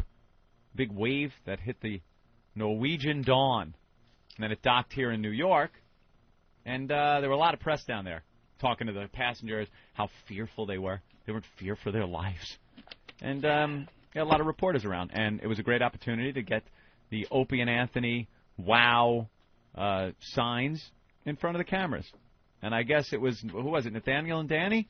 Was that two young go-getters? Look at that. Daniel with that big worked-out body. That's it.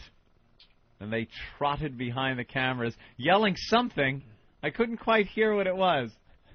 Well, why didn't they come in here? But it was a great visual. Here they go. Had the big signs with our stupid cartoon characters that were retiring. Oh, by the way, if you are doing assault on the media, there's been a whole discussion about this on the message boards. Don't say O&A because no one really knows what O&A is. We're really trying to use the media to get the names, the name of the show out there, and the fact that we're back on XM Satellite Radio. Anthony. Yes. So please say Opie and Anthony, not O&A. Yeah, O&A is great if you're part of the cult, but the outside people don't know what that means yet. Yes, Nathaniel. Jesus, you're tall. What are you, 6'4"? Oh, hold on. Oh, that mic isn't on. Yeah, I'm sorry. Wow. Who's running the board here, Ricky? Yeah. God, Ricky, move over. Let me get back in there. Yes, I'm about 6'4", maybe a little higher. Wow, a little taller. A little higher? Yeah, I'm retarded, sorry. Always been tall whole life? Yep. The tall kid? Sure have. Yeah. You got a big one? Nathaniel's either packing almost 5 or 11. Well, we enjoyed the assault on the media. That's for sure. Thank you. Yeah, a little inarticulate, I must. Yeah, it was a little. Well, I didn't hear the audio. I just saw the video. Something yelled out, but I wasn't quite sure what it was. I just like how they both just paraded behind her. Just walking. There was no walking. stress, no no jump in the scene. It's just like they had the signs and were walking to wherever they were going. Right. Behind, and decided to take the path behind the reporter. Like they might have been here on, you go. Like they might have been on their way to picket something. Yeah, and they were just carrying their signs to the place that they were going to picket, and it was picked up by the camera. Yeah. And they were carrying on kind of a conversation with each other. You want to turn the lights back on, Eric? Yeah, it's all dark in here. Eric. Bunch of You men in the want to get a dark. little romantic? You want each other to?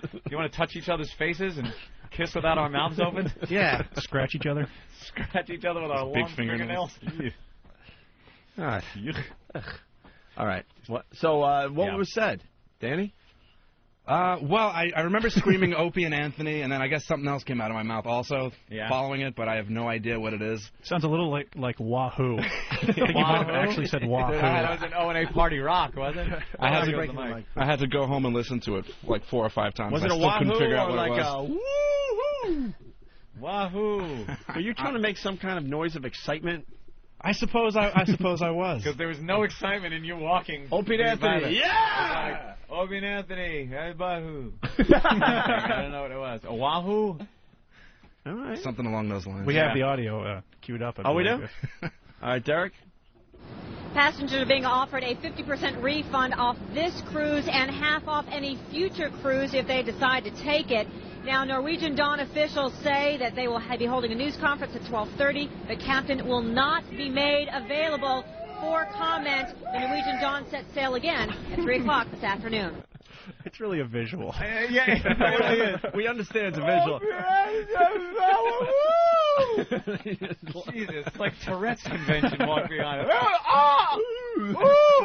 I think it was Opie and Anthony, O&A, and then Woo. Damn. Plus, I stepped on his line, too, so it's just... The whole time, though, is the Opie and Anthony signs just slowly making their way across the screen. Very slowly. Just we have plenty of time to see it. Why didn't you guys stand there with them and you just yell Opie and Anthony until they there just it is cut on away? your monitor. Oh, all right, yeah, let's see. You want to take a look? See, there they go. There goes Danny walking by, and Nathaniel walking by.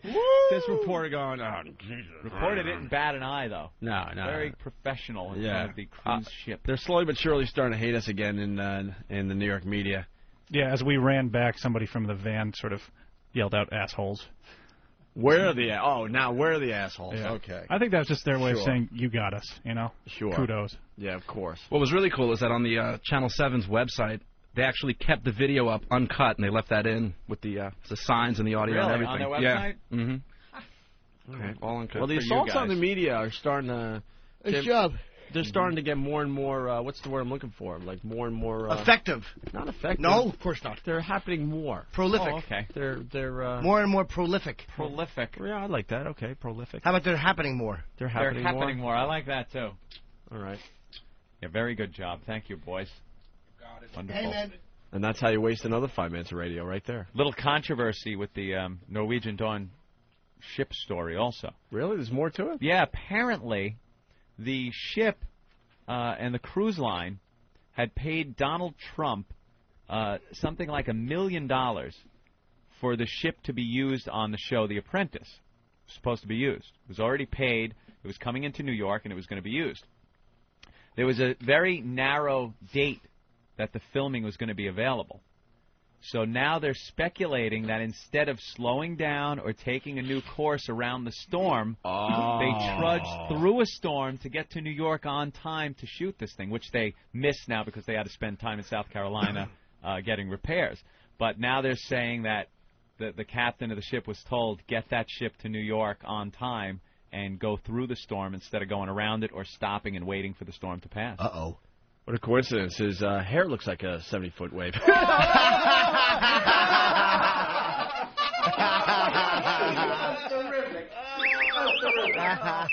Oh, that's thank you. I like when we tease the Donald. Hearing a Trump hair joke. Wow, it just never gets old. Wow, who saw a hair joke coming there? Boy.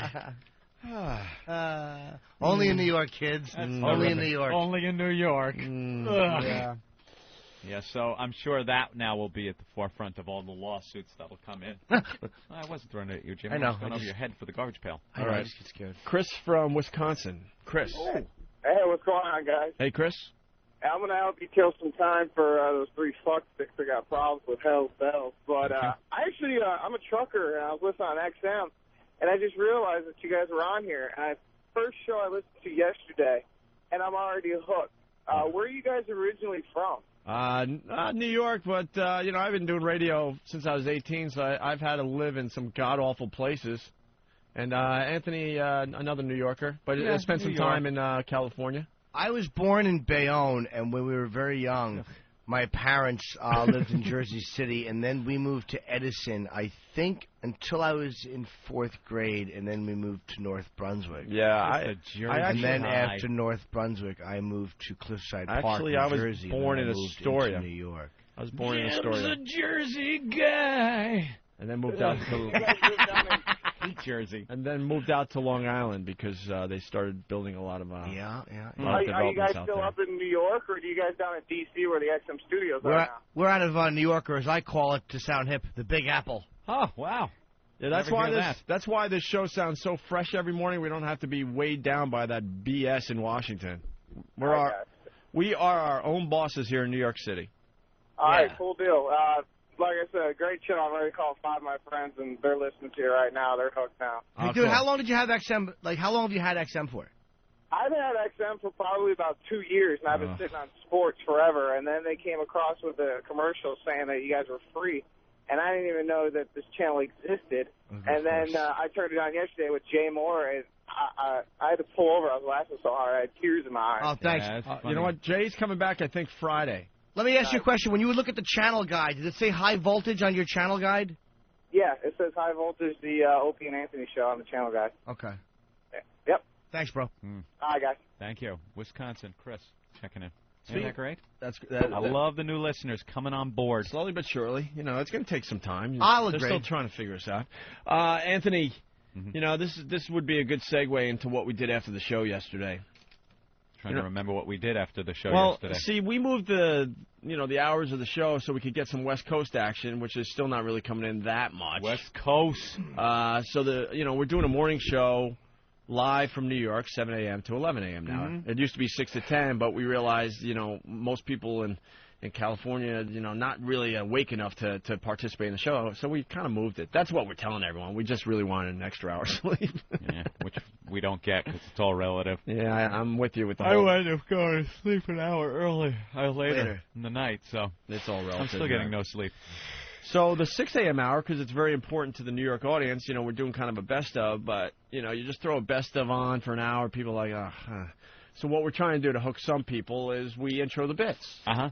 We're introing the bits in the 6 a.m. hour, and we usually... Well, all right, I'll let you in on a little secret. We tape it after the show, but then how we talk, we make believe it's the actual day. Yeah, that goes over so well. We're fooling everybody with that. That clever rouge. So now, I just tore down the third wall for you, so now you can enjoy it how we enjoy it. Would it be the fourth wall officially? Yes, Why? Fourth wall. It's just what it's They called. always You said- broke the fourth wall. But on TV, they used to say the third wall. No, because 4 walls would be like the room. Okay. And then once you tear one of them down, now you can look into the room and see the happenings. But you could still tear down the third wall and still see into the room. You only got a corner. But if the fourth wall's already gone, you don't need to tear the third wall down, because then you have half a room that's going to collapse on you, and your little insight will be meaningless because you'll be dead under a pile of rubble. 2 walls just go flap right on top of you. Every Dust room blows from under them. He tore down the third wall, Why that don't, idiot. why don't you just say we're going to tear down all walls and then nuke the site? You just tear down that fourth wall. But every room has walls, and you number them. Look, I like 1, popping through the 2, ceiling. 3, 4. But I don't want to tear down the wall that is labeled 4. I like tearing down the wall that's labeled 3. The third wall. Yeah, Because everyone tears down the 4th. It doesn't. There's still going to be 3 walls up. So instead of tearing down the wall, why don't we just drill a little hole in the stall between the two? Wow, Ricky took her advice from this morning, and now he's trying to look ghetto. I think there's trouble. His hat's backwards. His hat's on backwards. He untucked his shirt. Baggy pants. There was too many things for him to get this trip. Oh, chopper down, chopper down. Chopper crashes in the Florida Everglades. Oh, boy. Ooh. Oh, it's a traffic copter. It's a good place to crash. Getting eaten by alligators as we speak, probably. All right. Luck to you. So anyway, so to keep people sort of interested in the best of stuff in the 6 a.m. hour on the East Coast, we kind of intro the bits, and we do it after the show. Make believe it's that day that it's running. And yesterday we were fortunate enough to have Jay Morse, continue with us after the show and help us with the intros to some of these worst of bits, Anthony. Exactly. And I think it's worth playing now because it'll waste another 10 minutes. Ooh. We're going to acknowledge all the things we do today to waste radio time. We're playing recorded material. What change? Well, you got to eat that tuna fish sandwich. Yes, anyway. I do. So yesterday, here's the first one we did. This is going to air what, tomorrow? Yeah, right? This will air tomorrow at 6 a.m. Yeah. But you might not be up to hear it, so why don't we play it now for you, okay? Way to go, Ob. Thank you. I like it. Listen to this. We got to talk about Norton. He hired an older escort. A grandma, I believe, right? Yeah, I don't really remember the bit, though. I'm reading it here. It's an older escort's mother's. Norton hires a grandma escort with a bunt and ass cheeks that look like 2 lima beans. How do you not remember that? I don't know. I didn't realize I fucked Corey Kahaney. Wow, what did she do to you? Nothing. I love Corey Kahaney. I just had to tie in a name with, last comic. And why did Jay leave? He's coming back now. Jay? That's bullshit, man. She works her ass off, Jim, and that's bullshit. You're That right. is bullshit and amateur. She's got kids. She's married. She works her ass off. You're right. So you could have said Lisa Lampanelli. Didn't say great grandmother. Yeah, and she has a bunt, but it starts under her nose and ends at her fucking ankles. The Queen of Mean, are you? Don't get on her bad side. She'll compare you to a black guy. Hey. You don't like when she gets all mean in her act? Oh, heck no. I won't go to the bathroom. You do what you want to do. I'm not getting picked on. Look at him. He looks like a testicle. Not cool, Jim. No, you're right, man. I'm just kind of... What is it? You don't like female comics? Oh. Well, I actually do if they're good. Like, I think DeGeneres is great. I love Ellen DeGeneres. Yeah, for someone that looks like David Spade, she's top of the list. Those two fucking freaks are turning into each other. Dude, David Spade, if you don't laugh during those Capital One commercials, I don't know what's wrong with you. Dennis Miller doing Net Zero, like, it's just a bunch of whores. Just lay down on the floor and let people jerk off all over you. That's what you're doing. Let me tell you about Net Zero. Check. Dude, you were the hippest guy in the world when you were on Saturday Night Live. Net Zero. You got SNL to clear Exile on Main Street songs before you did the news, and now you're going $10 a month to check. Fucking zilch. It's like that King of Queens bitch doing Pennzoil. Like, that's who's supposed to be doing those commercials. Leah Remini? Whatever. She's a Scientologist. Is she? I don't care what she is. I'd love her to drop a silo into my mouth. There you have it. So we tape these after the show, Anthony. Yeah. As we try to eat a little breakfast here. Whoa. That's the excuse to play some of these really fast. So what are you eating, Opie? Just a little egg white and potato on a roll thing. I'm hungry. Kind of nice. All right, so here's the second one that we taped yesterday that will air, I guess, sometime tomorrow on the 6 a.m. hour on the East Coast. Giving you a little preview. Ooh. Well, yeah.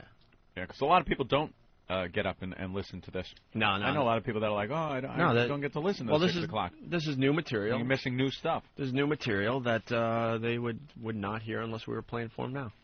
Yes. Here we go. I got an email on my website from Stalker Patty, and she's very polite. Yeah. And She always is. I asked her, I said, how do you enjoy your newfound celebrity? And it was like a 3-page, I have to admit, it takes getting used to. It's very hard when I'm used to my private life to have to then deal with people. And the paparazzi. And the paparazzi. I'm just used to working at Godiva Chocolate. It's like working over like Willy Wonka. She's over there in the chocolate factory dealing with people on a daily basis. How she does that, because she's not right in the head. Do you think she tries to be a good salesperson and still? No, you don't want those chocolates. I know what you're looking for. No, you don't want that. That's fugazi. Come over here in the back. I'll give you the good chocolates. You want something with a little more crunch to it. I know what you want, like an Almond Joy sort of. She signs her emails, "Peace out, Patty. Yeah. Oh, it is. I want to just bite her fingers. Peace out. Well, on the message boards, you got some people that have some odd little. Yeah. Sociopaths. When I called you guys that one time. Yeah. The message boards were like, yeah, that was awesome, but you know what? It's going to take more than that and him groveling to win my fucking graces back. It's like, what are you doing? Yeah, but notice how he went on right when his show got canceled? That's when the red flags went. I went on to promote a show that didn't exist. I'm here to promote Jim Norton at the fucking Boston Comedy Connection, April 29th and 30th, you Attaboy, shitfuckers. Jay. Keep your eye on the ball, JJ. Don't get cocky. Keep your eye on the ball, JJ. So there you go. That was supposed to intro some kind of bit. I don't care. Our intros don't make any sense as intros anymore. For tomorrow's 6 a.m. Hour. I know a bit introduced. It's a fucking that really funny rant about me at the Boston Comedy Connection on April 29th and 30th. Boy. Ooh. Oh, boy. Now we got problems. That. All right. What's the matter, Opie? No, it's okay. Opie. Problem? Ooh, chimp frenzy on the news. What's wrong?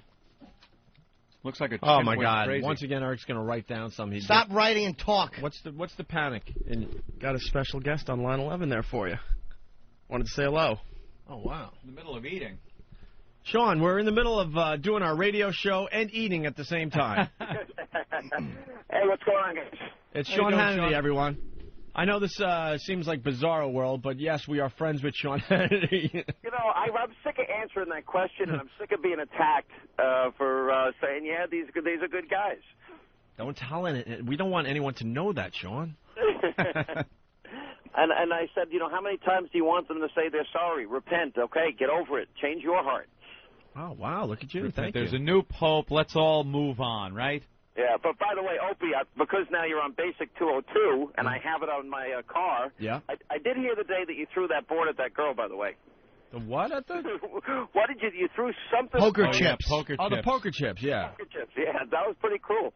Yeah, He's gotten better though. That was the anger of us first getting back to work. Yeah, I'm a lot better nowadays, Sean. Now, did she do all right? You guys took care of her? Well, we don't like to tell you what happens after the show.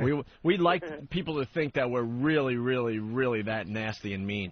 No, but I could tell you felt bad. There was probably things Yeah. that happened after the show That's that made sort of everything how okay. I feel every night, you know, sitting next to Alan Combs. If I had poker chips, I'd be throwing them at him. You should. You know he's holding you back, right? You want me to tell him you said that?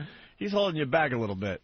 See, he's still trying to get Anthony and I to do his radio show. We're not doing his radio show. We're going right to the top. If we're going to do any radio, it's Sean Hannity. That's it.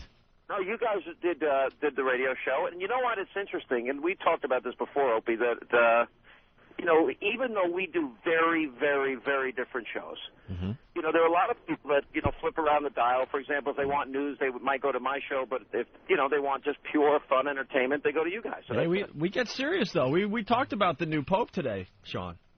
yeah, but would Bill Donahue approve of what you said? Well, it's an interesting choice. Let's just put it that way. We think he's a little too old. Well, you know what? Traditionally, though, a lot of these guys. Do you know the last pope was the third longest serving pope in the history of the church? It really was short term. Do you think they don't like that?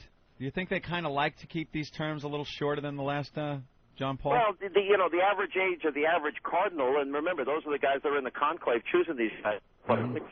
66 years old, and they're usually going to pick from among their own, so it's kind of anticipated that they're going to pick somebody old. Yeah, the but real shock was, 25 years ago when they picked Pope John Paul II because he was 58, which was considered really, really That's young. relatively young, and you would think the church you would think they would want to kind of be a little more relatable to some of the younger people to get a relatively, even 58, a relatively younger pope in there would kind of signal to people that maybe they're into relating a little more to the younger generation. To just put an older guy in there like this, after having an older pope for so many years now, it seems, I don't know, I don't think it's the best thing for them.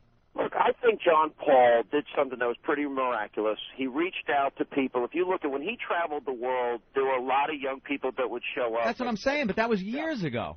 But it all depends, Anthony, what you mean by relatable. Does that mean that they should change their values or change what their belief system is?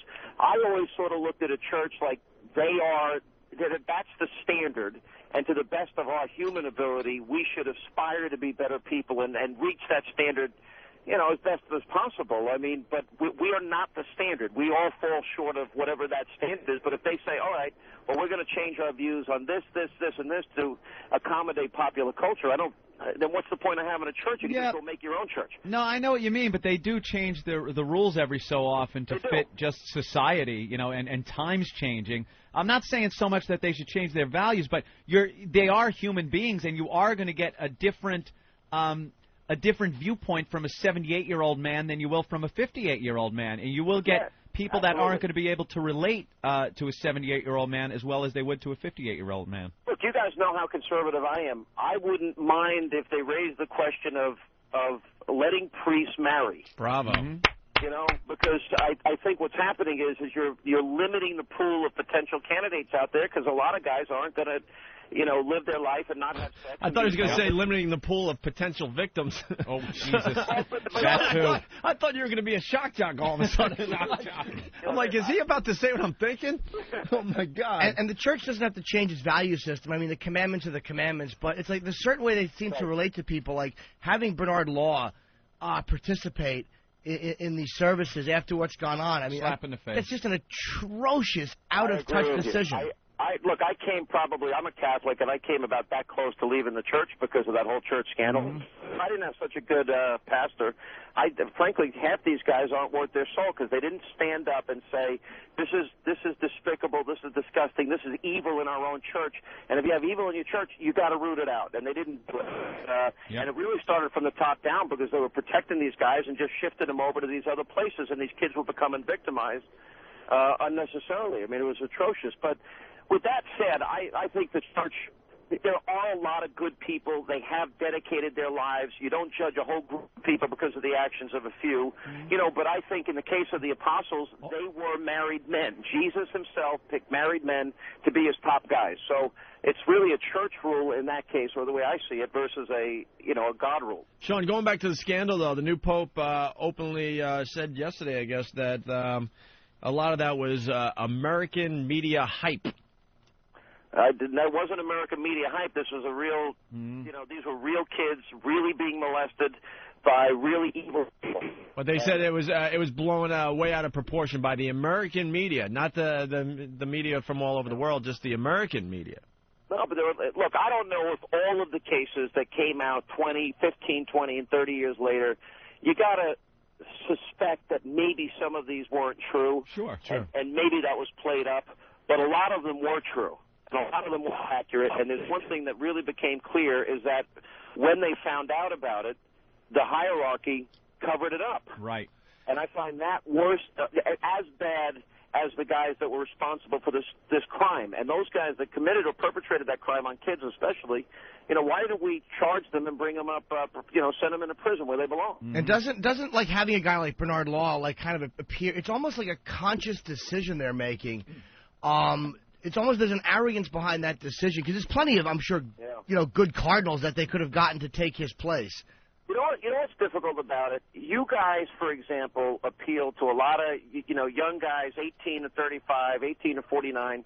If we just look at radio demographics, and you guys talk about what is clearly an obvious injustice, and the problem then becomes, I think, then a lot of guys say this is nothing but a corrupt church, and they throw the whole baby out with the bathwater.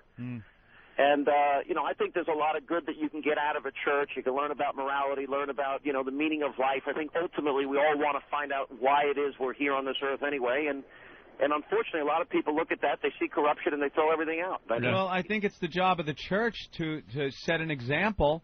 And instead of other people that are potential parishioners listening to us and listening to the press badmouth the church, instead of the church just covering it up like it doesn't exist, how about coming out, admitting to some of these things, and then regaining the faith of the people? It's not the press's fault or shows like ours' fault that people are turning away from the church. No, I mean, let's put it this way. I never thought in my life that I would think twice about having my kids around a priest alone. Right. But you know what? It's not going to happen. Of course not. See? That's you making a conscious decision based on what you've heard. So based on a lot of what I've heard, and based on a lot of the corruption that existed there. Mm-hmm. But look, I judge everybody as an individual. I don't think I have a great pastor, for example. I go to St. Patrick's in Huntington. Guy's a great guy, and there's not a corrupt bone in his body. And what I loved about him is when all this was going on, he stood up there during his homilies, and he just ripped away what the church was doing. Mm-hmm. Oh, that's great. And that took a lot of courage, and I always respected him for that. And that's what you want to hear, yeah. And it does seem... You want to hear the truth. And that's why, if there's one thing that I see about this guy, if you look at it from a left versus right standpoint, the left is going crazy because there's a Catholic, cardinal now, Pope, that actually believes that abortion is wrong. He's not going to change his position on gay marriage, and he's not going to let women become priests. I'm like, if you disagree with them on all those positions, you probably aren't really a part of that church anyway. You don't expect the church to change to accommodate culture's values. You expect the church to stand as the standard, and that people, hopefully, in the course of their life, as we grow and get wiser and smarter and better, we start attaining some of those goals, especially when we're about to die and want to get into heaven. Hey Sean, I got a problem, though. He came out and said he doesn't like that rock and roll music. Well, but we have a fundamental disagreement. You like the rock and roll, right? Yeah, I like rock and roll. I'm the biggest country fan, though, you'll ever meet in your life. I like country music a lot. Well, Anthony and I are trying to figure out where does this rock and roll thing come from, because when all this was being created as a religion, there was no rock and roll. But now he's coming out saying rock and roll is bad. And we want to know which artists are bad and which ones are good. Well, or is it all rock and roll? I'm thinking you get the Pope on O&A and you ask him these really tough There you arguments. go. And last question, and it's a very important one, Sean. Will you be picking up Hustler Magazine to read our exclusive interview? No, but you guys can email me a copy of the interview part. Isn't that great? Sean Hannity shows up in newspapers, I bet The Times, Anthony things can like do that. it. We're in Hustler. Yeah. I bet Anthony could do a great Larry Flint. Anthony. Yeah, that's not bad. Hey, we're gonna give you a little something for your show today. Okay, you're gonna be playing the audio of the bells ringing. I don't know. What do you got? If you got a good producer, he's going to give it to you. Where they make the announcement that there's a new pope, it sounds like the guy's calling a World Cup soccer game. No, it's insane. The people are losing their minds, and one of our listeners discovered if you play Hell's Bells as that guy's announcing it, it syncs up perfectly. All right, I'll make sure my engineer gets on that today. Sounds like live AC/DC. It's amazing. It's really, really good. Well, Sean Hannity, this is a pleasure. All right, guys, it's always good to talk to you. We got to get you back on TV, so next time you guys get in trouble, we'll put you on. Well, we're There trying you go. Thanks, Sean. We're trying to stay out of trouble for a while. No, you guys have been doing pretty good lately. So, And you're on XM 124 at 3 p.m. on the East Coast, right? Yep, yes, sir. Thank you, guys. All right, Sean Hannity, everyone. Very cool. Thanks, Sean. All right, talk to you guys. Bye. There he goes. I like the Sean Hannity. What's wrong? No. Just. Oh, okay. We got to take I a like break him, because some guy named Rocco's here. Rocco who? Rocco. Oh, The chef. cool. Oh, the chef, Rocco? Yes. Remember from the show? The restaurant? And he was turning up in the papers all the time. Dude, every Page other six. thing. Yeah, every other thing. All right, we'll find out what he's been up to. How's that sound? A lot of controversy. Yeah? Yeah. Yes. No? Yeah. Shut up. Wait, we got to go to Wyoming. James? Yes, sir. Hey, James, what's up? Hello. Well, I'm just driving, trying to get out of the fog and rain. Oh, okay. The fog? Yeah, it's real foggy out here. I just left Idaho last night, and it was snowing, heavy winds. Laid down, took a nap. Usually every morning I get up, I listen to the Fox channel. Mm-hmm. Yeah. Listen to my morning news. Okay. Who was talking about y'all. Uh-huh. And I thought, check y'all out, see what kind of channel y'all was. I have no idea what he's saying. All right. So he was listening. I guess a promo came out for the show. Oh, okay. And he turned on to see what our show's all about. Right. Well, James, what do you think? Well, so far you talk Catholic. I'm not Catholic, but What? So far? Y'all was, yeah, I mean that's all I've heard so far. I mean this is the first time I've been Right. to y'all, and y'all was talking about the priest, but I instead of talking entertainment and high voltage as well, so I figured you talked about more subjects than the Catholic. Absolutely, we do. But did you? Let me ask you a question. Did you feel bad when you killed him with the Kaiser blade? All right, James. No, call it a sling blade. Yeah, James, you hang in there, all right? Yeah. The whole touch that boy. Have some French fried potatoes. the whole Pope thing is a. That's my buddy Carl. Carl, nice. Good call. All right, very good. No, the Pope thing is a very big story today. You relax. We barely touch on religion and stuff. We go all over the place with this show. Yeah, all right? it's religion today. It's, large vaginal lips later today. I'm just amazed that we now broadcast to places where it gets foggy. That's so cool. I aims to kill you with it. Yeah, it's getting a lot of those calls from Sling Blade. Is that Sling Blade calling in? Yep. All right, well, we got to get that guy to call from a better phone next time. James, if you're listening, we want you to call back someday, okay? This is a funny show. Queer funny, not ha-ha funny. It's Whipple-Mount Wednesday. It's Whipple-Mount Wednesday. It's Whipple-Mount Wednesday. How about that woman that took her shirt off? It's Whipple-Mount Wednesday. It's Whipple-Mount Wednesday. It's Whipple-Mount Wednesday. Show us your fun man. It's Whipple-Mount Wednesday. It's Whipple-Mount Wednesday. It's Whipple-Mount Wednesday. Oh, this is fantastic. This is beautiful. It's Whipple-Mount Wednesday. It's Whipple-Mount Wednesday. It's Whipple-Mount Wednesday. Cancel your appointment. It's Whipple-Mount Wednesday. It's Whipple-Mount Wednesday. It's Whipple-Mount Wednesday. Stay out the bushes. It's Whipple-Mount Wednesday. It's Whipple-Mount Wednesday. It's Whipple-Mount Wednesday. Opie and Anthony, XM202. And Anthony, XM202.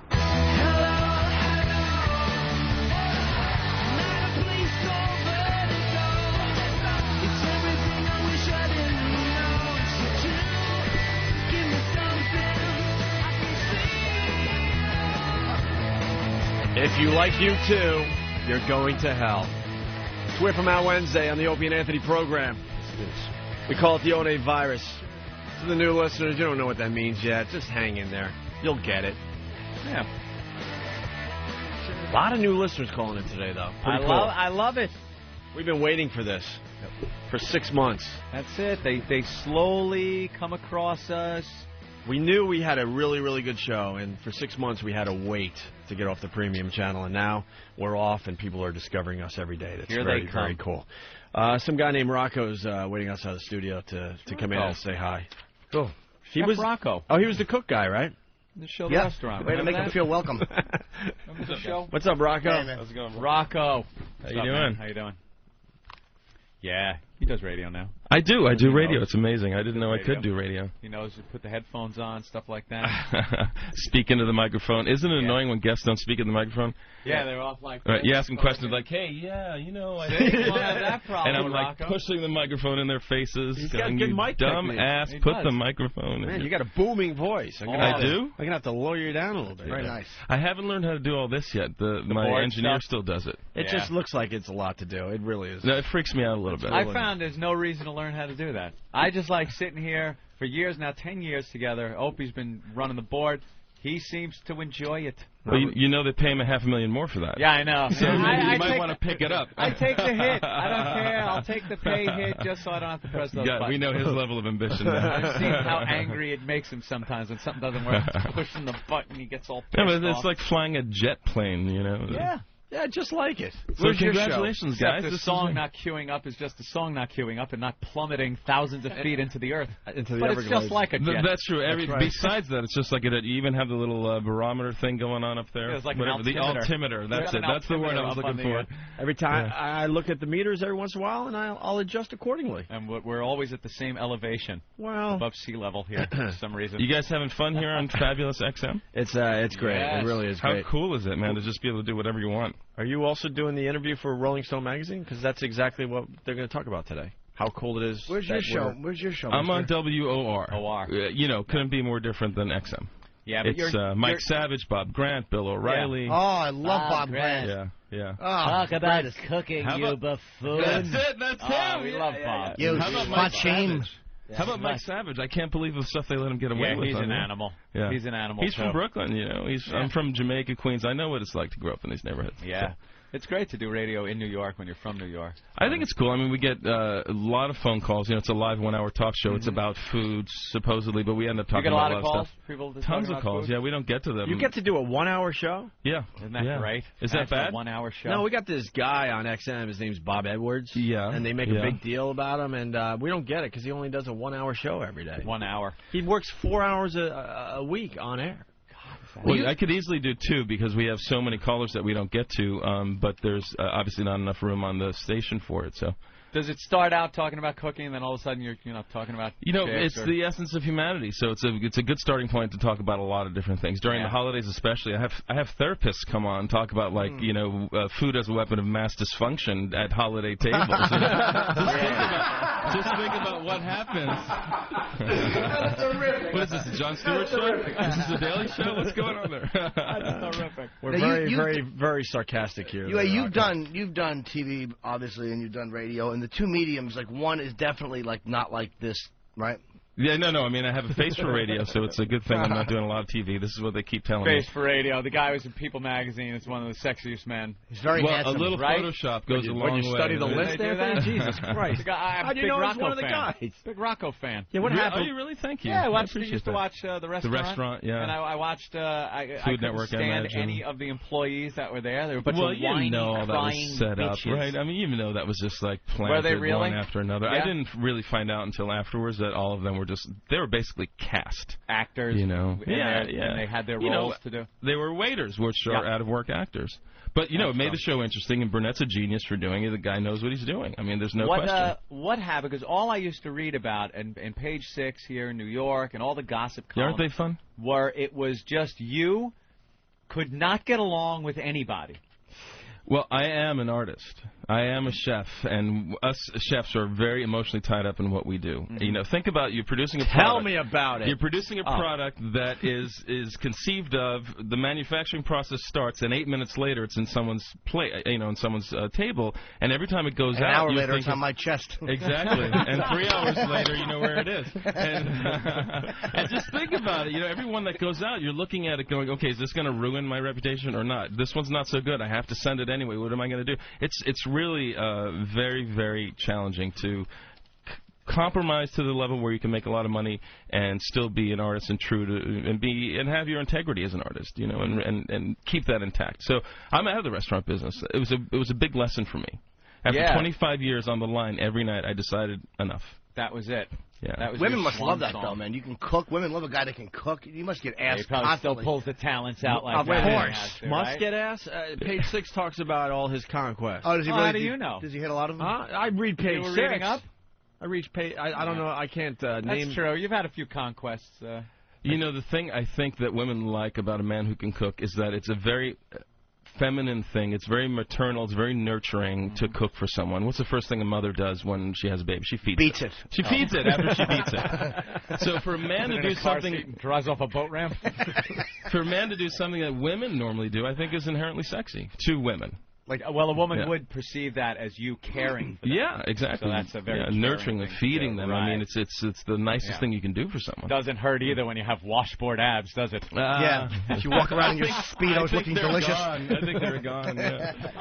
Looking delicious. You wouldn't believe what I had to do to get ready for that photo in People. It was like 12 weeks of hell. Really working out? I was like, find me a trainer who can make me look somewhat in shape, and let's go. They told you beforehand that you were going to be like one of the sexiest men, and well, they said, send us a picture, and then a few weeks later, like you're in, get us a real picture. As soon as they told you were going to be one of those guys, you should have ballooned up like De Niro in That Raging would Bull, be man. exactly. That would have been hilarious. I'm sure they have standby people just in case. We can't use this. Jiminy Glick. I should have turned into Jiminy Glick. What was the picture? I didn't see it. Whatever. Can we talk about? No, I want to know what the picture is. Oh no. It's me as a lobster fisherman. That's what it was. Yeah. I honestly didn't. I mean, I know who you are, but I didn't see the photo. So I'm loving WOR because the people. Hey, Ann, is all these Rocco clippings from your personal collection? Yeah, that my you personal collection. You really are a mo. Are you the guy who sends me 50 emails a day? There's someone. That's me. Yeah. Ann's got a whole folder of Rocco. Wow. It's all my Rocco stuff. Some producer of yours is doing a good job. Let me just say, congratulations to you guys back there for giving him some prep. Yes, exactly. I'm talking to you, even though you can't see me. Ann, that's your Brad Pitt stuff. No, you want to look I'm getting it mixed up with my Rocco stuff. Sorry. Oh my God. My Ashton Kutcher. Antonio Lamas. Oh no, not really. Yeah. There you go. They're all so cute. Can I ask you a question? Do you find that you are less obscene now that you can be as obscene as you want to be? Yes. Isn't that wild? It's a crazy phenomenon. At first, getting to satellite radio, we cursed a lot, and now we're just all right. And now that you can do it, you just don't care. Now it's all about just getting to the subject you want to talk about instead of like setting it up in codes and stuff. Now it's just like, all right, we want to talk about pussy. We're going to talk about pussy. Wow. Is that the picture? That's depressing. I don't need to see that. Abs and famous. God, that hurts. He's leaving the room. What's going on? He's not very happy. He's rushing out. Yeah. That just depresses him. I'm a 4 with a microwave. Yeah, he could cook with his shirt off, and girl will be looking, smelling the food. I'm whipping you up a little something called you'll be passed out in 5 minutes after you eat it. It's funny. Last Jim's night, recipe calls for roofies. to your point, last night I was at a dinner where Bill Clinton spoke, and he's, of course, outrageously eloquent and charismatic, and women were just flocking to him. I mean, you can't imagine. I met him, took a picture with him. He was like, get out of my way, buddy. You're not as cute as this one. No, not really. He was very, very charming. But there was a person next to me who was talking about how his son in 4th grade asked him what teabagging was because he heard about it at school. And so his father freaked out and then said, I just told him what it was. And I used very scientific terms. And then all of a sudden he was like, can you pass the mashed potatoes, please? Because when you just treat it as nothing, it's not taboo anymore. No one cares. So I guess that's what happened to you guys. Until 10 years later when the kid is attacking joggers with a hammer and teabags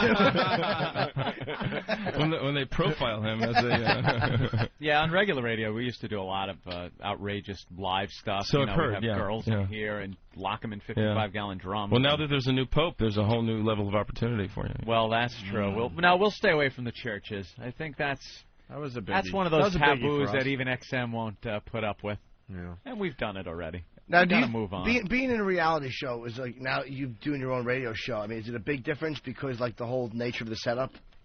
Well, yeah, I'm more in control of the content, obviously. I have to be very careful because it is live. There's a 7-second delay that I found out wasn't working once when I dropped the F-bomb about 3 months ago. What are you saying, like fucking roast beef? No, cooking show, for God's sake. I don't use that word anymore. You know what I did after I said that? And I said it in the beginning of the show. I said it's effing beautiful here in California. I was in California. And I said it at the beginning of the show, so for the whole hour I was trembling. You can't imagine how nervous I was. And now what I do is if I ever say it, I pay someone who I say it in front of $100. And after $6,000, I stop saying it. Really? So now you just don't say it at all? It's out of my vocabulary, almost to 95%. Not even through regular life? And almost 95% out of my vocabulary. There's just no reason for it. I'm just going to take it out so I don't make that mistake again, because it can ruin my career in radio. How do you feel about cunt? You know what? That's a word I never said. Warning. C-word alert. C-word alert. Warning.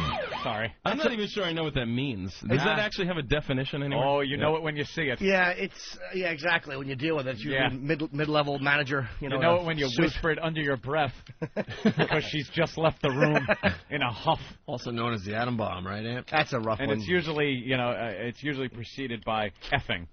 You effing see. That's.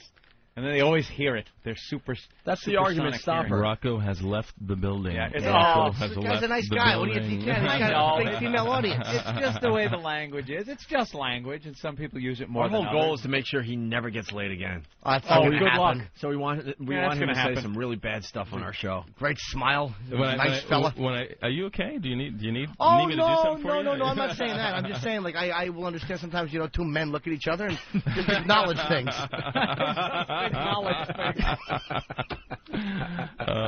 What's funny about being out of the restaurant business is that I have all this time now. Like I cook more now than I did when I ran 3 restaurants for people at home, family, friends, dinner parties. It's a lot of fun. I worked in a restaurant once and it sucked. I mean, it's just the worst possible job to ever have. It's your schedule is you can't go into work and know how much work you have and work at some pace to get it done, or maybe put it off till tomorrow.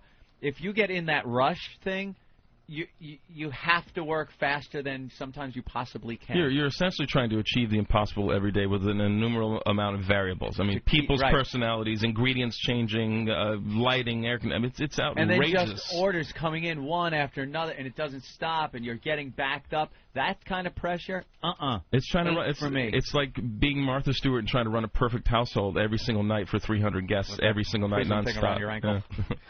I can't, dude. I was going to go in the restaurant business with my friends. I'm like, I know at the restaurant. I had to sit down and order a meal. I don't know anything about that.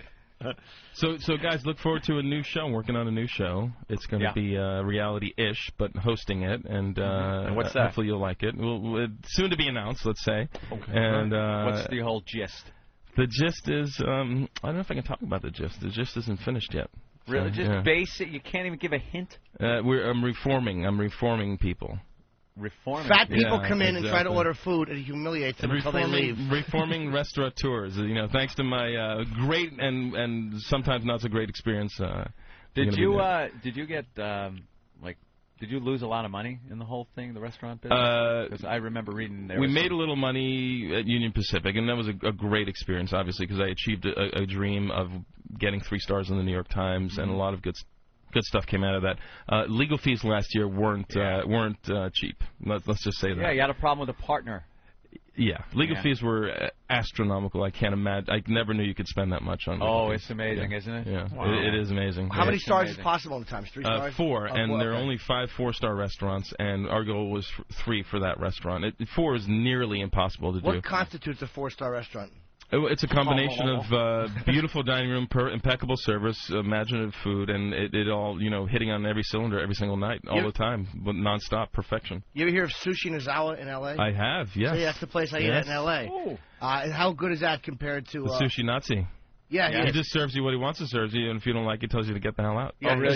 You don't pick That's what the you guy want? I'm talking about. He's been written up in the Times, and he's supposed to be like one of the What best if you in the want country. like a spicy tuna roll? No, I don't make spicy tuna roll. You go. You go. That's Yeah, it, yeah. He threw out he's thrown out. Charlene. I make hamachi kurasan today. Take it or leave it. Wow. That's basically it. Yeah. But it's really good stuff. If you like sushi, if you like sushi, you like all of it. So what? You just sit down and he decides at the by sushi looking bar, at you what you want? At the sushi bar, it's called Trust Me. You sit down and he just serves you. If you want to order something, you can request it at the table. But I saw one guy try to question something. He goes, "Oh, you asked too much. Table."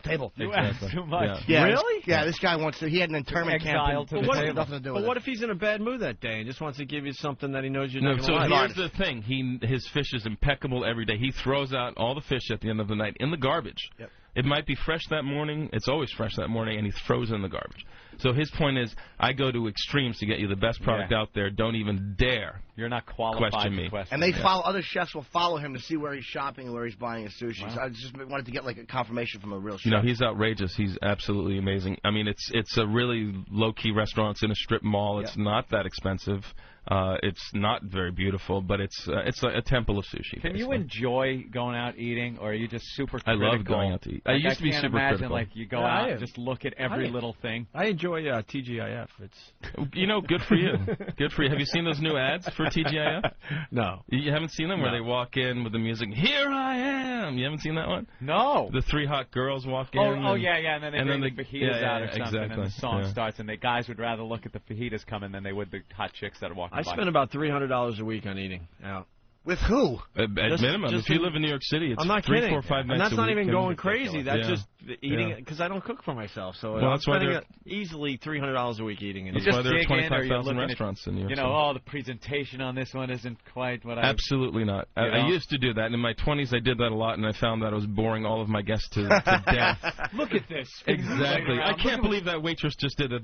That's unacceptable. In my restaurant, that'll never happen. They'd be like, please, Rocco, can we never go to dinner again? What's a really good place to go eat? Well, there's a couple places I like. I love Balthazar. I think it's fantastic. I love Le Bernardin. Just got 4 stars again. If you want like a temple of haute cuisine, great fish, Le Bernardin is the one. I love Café Is it Balud. expensive? Le Bernardin's very expensive. Yeah, it's a very high level restaurant. If you want to go for that kind of an experience that Do they you have get the buffet? Could two people No, have a you nice can eat meal buffet. for? It's about $6,000 a person. Yeah. How much would it be to eat there for two people? $400 or $500. Wow. Yeah. It That could be is $300 if you don't buy expensive wine, but I think the prefix menu is $70, $80 bucks. What's the deal with the sushi place in the towers at Columbus Circle there? Oh, Ginza Sushi Co. Yeah, but it's more performance art than a restaurant. And I've been to the Ginza Sushi Co. in Beverly Hills, which was a lot smaller than this one, and it's really performance But art. it's like $1,000 a person just to get in. It's or about something like that? $700 a person. Wow. No, it's about $700 or $800 for two. To eat? Yeah. Look at Jimmy. Yeah. He wants a manual release. A at the end of massage, it. a happy ending. You can get one of those for a lot less than Yeah, right? I mean, with sushi included. That is ridiculous. But what's the deal with that? It's just $800? Well, here's the thing. This guy prepares everything himself. He's the only chef in the kitchen. He's in the center of a stage sushi bar. It's really performance art. You'll never see anything like it in your life. And if you want that experience, once or twice in your life, that's the place to go. There's nothing like it out there. It is rare. It's uncommon. He is the only one that does it. How's the food? And the food is exceptional. I mean, it's outrageous. But it must take a long time to get it. There's one guy doing it. You must be like... Well, that's the thing. He only cooks for 5, 6, 7 people at once. I mean, This isn't a restaurant that's packed with 200 people. He only has, I think, 10 seats at the sushi bar. You can't and even that's get it. in, really. Yeah. What a gimmick. You have 10 seats. Yeah. You got to charge hundreds of dollars per That's seat exactly to make up right. your money. How's Il Molino? Yeah, they only make a few Ferraris. That's why they can get $300,000 each. El Molino's pretty good. Okay. Yeah, I think it's okay. I think it might be a thinks it tad stinks. overrated, a tad overrated, and a tad expensive. That was chef way of going, Il Molino just stinks. That's what comedians do. What do you think of him? Nah, the crowd likes him. If you want an Italian restaurant, I love Beppe, Cese Casella on 22nd Street. Beppe is a great place. Do you have a restaurant in New York? No, I had 3. I was running 3 until December 24th. We sold Union Pacific, and that's it for me for restaurants. I'm done. You ever been to Le Routier? No. Up there on Amsterdam? Le Routier? No. Yeah, I it's haven't some been. French restaurant. You go there, ask for the chef, Mark, and well, he won't give What you a happens? free meal. Let me ask you a question. If you had friends, He you invite invites them you to your down. restaurant, would you comp their meal if they were your friends? I was very generous in my restaurant. That's very, cool. very generous. To a fault, probably. I give away a lot of drinks, caviar, truffles, Really? dinners. It's when you feed people for a living, it's hard not to be generous.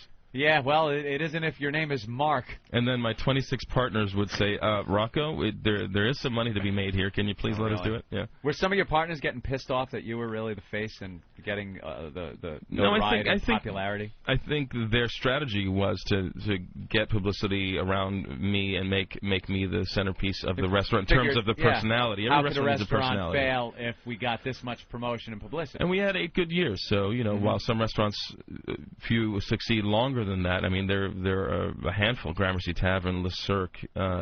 We thought it was a really good run, and now it's going to become a great restaurant. It's going to be called BLT Prime. Laurent Torrendell is going to run it. He just got 3 stars in the Times today, actually, for BLT Fish.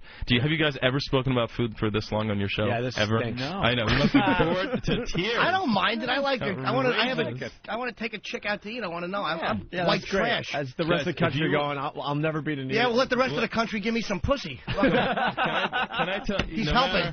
No matter how dumb you are, ugly you are, fat you are, if you cook for a girl, you've really got good chances. See, there you go. raise the odds significantly. We're gonna let you be. We got to move on here. Yeah, That move was on. good. So what are we Let's promoting move on today, from Rocco? your most boring No, radio actually, interview not at all. ever in history. No, what station? WOR is what station on the dial? WOR 710 AM, 11 to 12 every day. It's called Food Talk with Rocco, and you call in, and And you're promoting something, but you're not ready to talk about it yet. Well, I've got a lot of things in the works. I got a new book coming out in September, TV show, a bunch of products. But the radio station is what's really important. to me. Have you banged any famous girls? I don't have sex. No. Never. I'm abstinent. I took a vow of A abstinence. vow of celibacy? Of celibacy when I was in seminary, high school. I went to Cathedral Prep Seminary, and they got me, and that was it. I'm waiting for marriage. You are such a liar. That's great. You notice I wasn't looking at you when I said that. No, of course not. He's in the back of a cab right now. Look, I fed you. All right, with that, let's thank Rocco for Thank stopping you, on Rocco. by. We greatly that was appreciate really it. nice of you. Thanks, Thank you. man. Take care, guys. Good luck to you. And Thanks, we'll man. continue and end this show next. Oh, wow, it's almost... It is a natural impulse to grab and squeeze the breasts. No shit. Real soft. Almost like pudding. Yes. A hard piece of ass. Quite a handful. Yeah. The nipples are so sensitive that a mere tweak between finger and thumb will give a perfectly good result. The Opie and Anthony Show. In case you didn't know. XM202. The Opie and Anthony Show.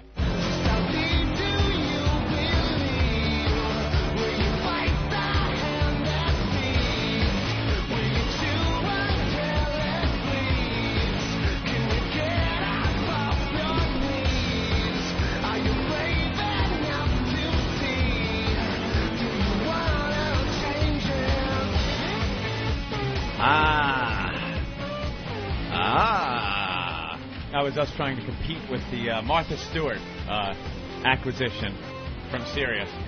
That was us right there with having Rocco on. Oh, yeah, It was yeah. us trying to compete. Of course. That's all we're trying to do these days. All right. Well, the script for the commercial has come in. Oh, boy. And, boy, I'd love to know who wrote this. I'd love to know who wrote. You think we don't see what this is? Yep. Are you fucking joking? Here's what it is. Open on a close-up of XM MiFi on white. The screen reads Opie and Anthony. Camera moves back to reveal more of the product as we hear a portion of the Opie and Anthony broadcast. What they've done is they put a couple of options for Opie and Anthony. It's a very quick commercial. Each one will have 1 or 2 lines. Uh-huh. Do you want to read it? Do you want to guys want to just do the first one? Yeah, I'm going to read my my line. All right, do the first one. All right, why don't you set it up again? Give us the visual. You do that first part, and then when we have to talk, we'll talk. Open on a close-up of the XM2Go MiFi on white. The screen reads Opie and Anthony. The camera moves back to reveal more of the product as we hear a portion of an Opie and Anthony broadcast. XM gave us our own show again. It's no coincidence they also give you channel blocking. And then it says laughter.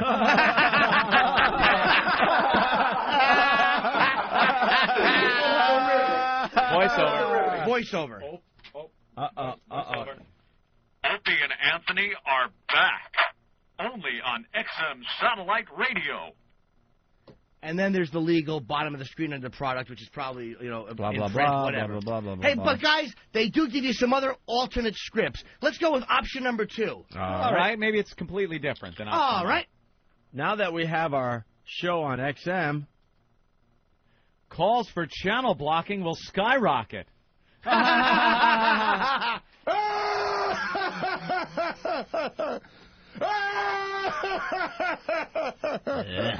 Yeah, let's go with option 3. Option 3. we have a show on XM. XM has channel blocking. Everyone is happy. Hey, let's go with option 4. XM. Oh, they're going to make me say put in a national TV spot? Yeah. Are they insane? What's option number 4? Oh, I'm sorry. XM put us back on the air. Channel blocking is through the roof. All right, what's option number 5? We now have our own show on XM. 2 words. Channel blocking. What's the matter? You're fucking worried that you think that people don't know that you're just trying to let people know, hey guys, we know that they're bad, but you don't have to accept them. What kind of backhanded bullshit is that? I agree wholeheartedly. You think we don't know what that is? Hey, try to make it funny and get the message across that, hey, you don't have to have these slobs. Right. That's what it is. They're so scared. Little scaredy cat in there going, well, it's a commercial. It's going to be on TV. Oh, other people are going to... We better talk about how you cannot hear these people. Yeah, really aggressive way to market it. Over urinals and, hey, channel blocking's available, guys. Wait, we got advertising over urinals? Yeah, you know, they're actually a pretty good idea. Channel blocking, block the channel. We fucking get it. Channel blocking. Every single option. That's why, Opie, that is why our last session that we recorded was not accepted by XM. If I were you, I would absolutely refuse to read this. Awful copy. I'm going to go in and record stuff, and I will not be saying 2 words. Channel and blocking. You know what channel blocking is? When you're trying to fuck a channel, and her fat channel friend is standing there interrupting. That's channel blocking. This stinks. Are you trying to say that Squiz is blocking our entertainment value? I know exactly what this is, and you know it is too. Well, yeah, here's... Don't try to put it in joke form. You think I'm a comic. You think I don't know what joke form, but you're really trying to tell the truth 2 and words. hide behind a laugh? 2 words. Channel blocking. Yeah, because that will get a big laugh. It lets everybody know they're back on, but, and here's the asterisk, it lets everybody know that you can block them. Why do you need to let the public know that there is that option? When you're sending out internal emails, everybody who has XM knows that. That's your way of pacifying anybody who might give you bullshit. This show tells it every break. All right, here we go. Here's the voice of reason. I used to be like Jimmy. Uh-huh. There's a couple of things that are going to happen here. We will not be saying channel blocking. That's obvious. Oh. Okay. The other thing is if, we do work for XM, and if they need to have a TV commercial that mentions channel blocking, that's their call. But to have us actually say it, ain't going to happen. I'm sorry about that, guys. And the other thing is another example of why no one is running this channel, because none of this has been discussed with Anthony and I, and we would have gave our opinions on this, and then we would have been able to work out a better solution to this.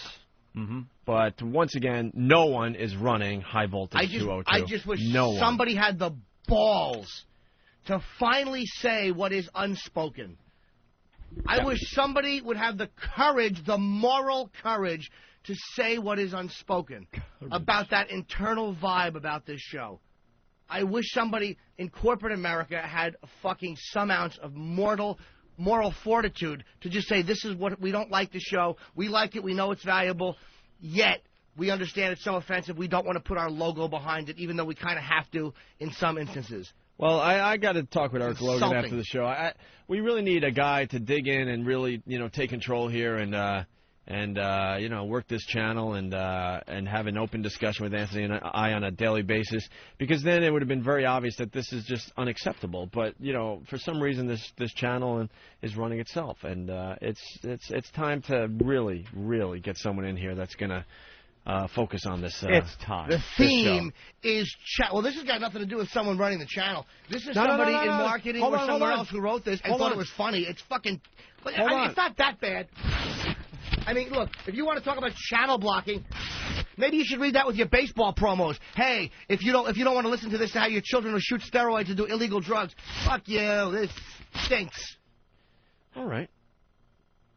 Jimmy seems to have done away with one of the scripts. That's terrible. You have it on your comedy thing every 3 seconds?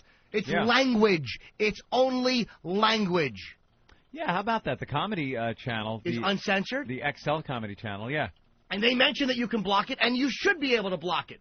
Parents should have a say in what their kids listen to. That's one thing I love about XM is they do have that option. But how about the TV commercial being something that just gets people on board because they will hear that we are on XM and they'll subscribe to XM because they enjoy this show? How about just leaving it that? How about just giving us a goddamn commercial for 10 seconds where it's just about how the show is, it's funny, it's entertaining, you'll want to listen to them on XM. Does it have to throw in this, it's channel, but we need to let them know they could not listen to it if they don't want to? Pacifying dog shit. Yeah. Someone that works for the company has to understand what we're all about. If you want to do I'm serious. If you want to do the channel blocking thing, that's fine. That's your prerogative or whatever. But it doesn't make sense to have Anthony and I then say make that. your own commercial. Yeah. Say O&A, we're making a commercial for you. Yeah. You guys aren't involved. We'll do a voiceover thing, a graphic, and we'll talk about channel blocking. You want to do it? Fine. That's fine. But to have me and Opie go in there and I don't need to be on TV that badly. This just can't be. Are you that embarrassed by the show? We can't be a part of the whole channel blocking thing where we're actually saying it. We just can't. And there's got to be a guy. I got to say it again that we need a go-to guy that is gonna come to us with this script. Maybe. I don't know, a couple days ago. I mean, we are being handed this script a half hour before we have to go in another room and record this. Why? And by the way, why is there no asterisk next to the Bob Edwards show? Hey, how about this? Bob Edwards, it's only an hour. Why don't you say that? Why is that? You're that embarrassed by the show that people don't even mention it publicly, that it's not included in the email? And I don't want to hear that, the email, you don't want to be included in a rate hike. Really? So you're protecting the show by not mentioning it in a rate hike instead of explaining to people, look, if you really believed in the show, you would feel that it helped justify a rate hike. But you don't. That has gotten a little better. I just saw an ad in Entertainment Weekly. No, I know they're going to advertise, but this type of page shit... ad, and they have Opie and Anthony included. So Absolutely, they're Times. They're starting to include our channel and the name of the show. What I'm talking about is an underlying vibe that this show is bad, or that it's awful, or that there are certain people in the company. I'm not talking about Eric Logan. There are certain people in the company who are embarrassed by it and don't want to be associated with it. And that's what this reluctance is. That's right. I know that the ads in the Times were great. The ads in the Post are great. Yeah. All that stuff's great. Yeah, But this type of shit just brings back that attitude is still there. That is permeated since we started. Well, Yeah, we'll pass on this. No problem. We don't need a 10-second TV spot. Yeah. Well, how long ago, by the way, did you record those first spots? I don't know, a month ago maybe? Yeah. And now, At least? instead of a week later, I really it should don't have know. gotten back to you. Actually, it might have been like It was 2 more months than a ago, month right? ago, more than a month. Yeah. I really don't know. So it's there's just no one in charge is what it comes down to. Yep. We shouldn't be handed the script that where I mean How about emailing it to you for approval before they hand it to you? Hey, does this work? Well, Excuse me. Obviously this would be something that we'd have a problem with. It's and awful. if you knew us in the show, that would be very obvious to you. Dude, it's somebody who thought it would be like a funny way. They actually thought that you guys are so dumb that the true motive behind it would fly under the radar. Yeah. You understand what I'm saying? Dude, us reading a script about channel blocking, we would sound just as awkward as those hostage guys talking about how great Allah is. There you go. Channel blocking. LOL. RAOF. Look, guys, it's fun. It's channel blocking. Yeah, lets them know you're dangerous and edgy. They're using, basic child psychology on us. It's sickening. It's sickening. Well, the weird thing is I asked Ben, I'm like, where's the script? I mean, what do they want from us? And for some reason there was no real answer. Oh, it's, we don't have it yet. And they're Why? coming, and now I know why. How about somebody emails the script? Why couldn't that be emailed? Hey, any changes you want to make here? Channel blocking. Because there's dirty language. The appeal of satellite radio is no commercials and complete freedom. And yet, let's panic about the complete language freedom. Uh-huh. Channel blocking. I understand that there's a need for channel blocking, and it's good that they have it. Absolutely. But this obsession, especially with allowing the public to know it in a TV commercial, you're talking to people who don't have XM. Yeah. Why do you need to let them know they can block the channel? Why is that necessary? Unless you're trying to pacify or cut off any problems that you may foresee. Well, a general philosophy, too, when you have a show like ours, you want to kind of fly under the radars as long as possible. Absolutely. You don't want to, just throw it out there for everybody, because then everyone's going to be like, oh, wait a minute. Yeah. Wait a minute. OPNF channel blocking. Wait a minute. This is something I need to write my local congressman about. Somebody who doesn't like the show that says, I don't like it.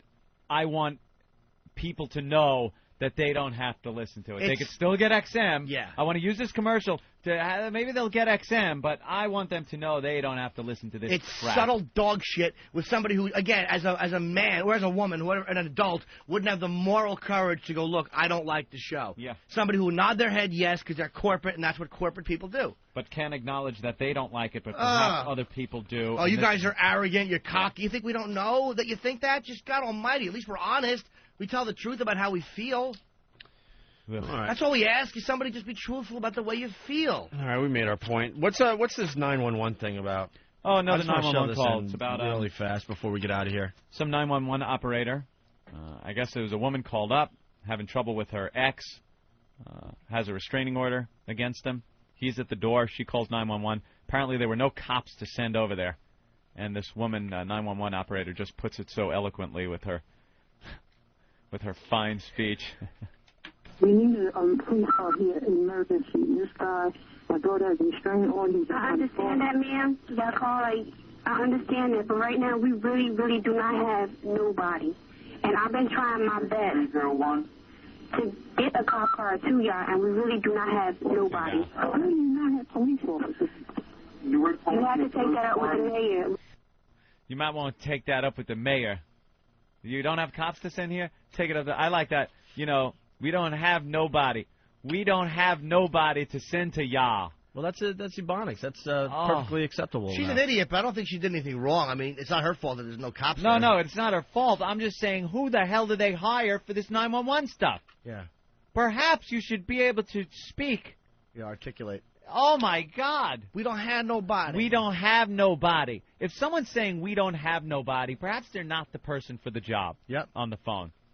Perhaps they're not going to be as resourceful, as quick as they need to be to respond in certain situations, as quick to perhaps convey the emergency that has been called into them to the people that need to be told what the emergency is. Perhaps she can't articulate Yo, we don't have nobody, but we do have channel blocking. Uh-huh. We got that channel blocking if we need that for y'all. Yeah, it's like, I don't know, this woman called, she got some problem with some mans. Oh. We ain't got nobody, or I send them over to shoot you. Mm-hmm. Perhaps they need to give a little more money to the 911 program so they could hire some people that, I don't know. I don't think it's a big deal.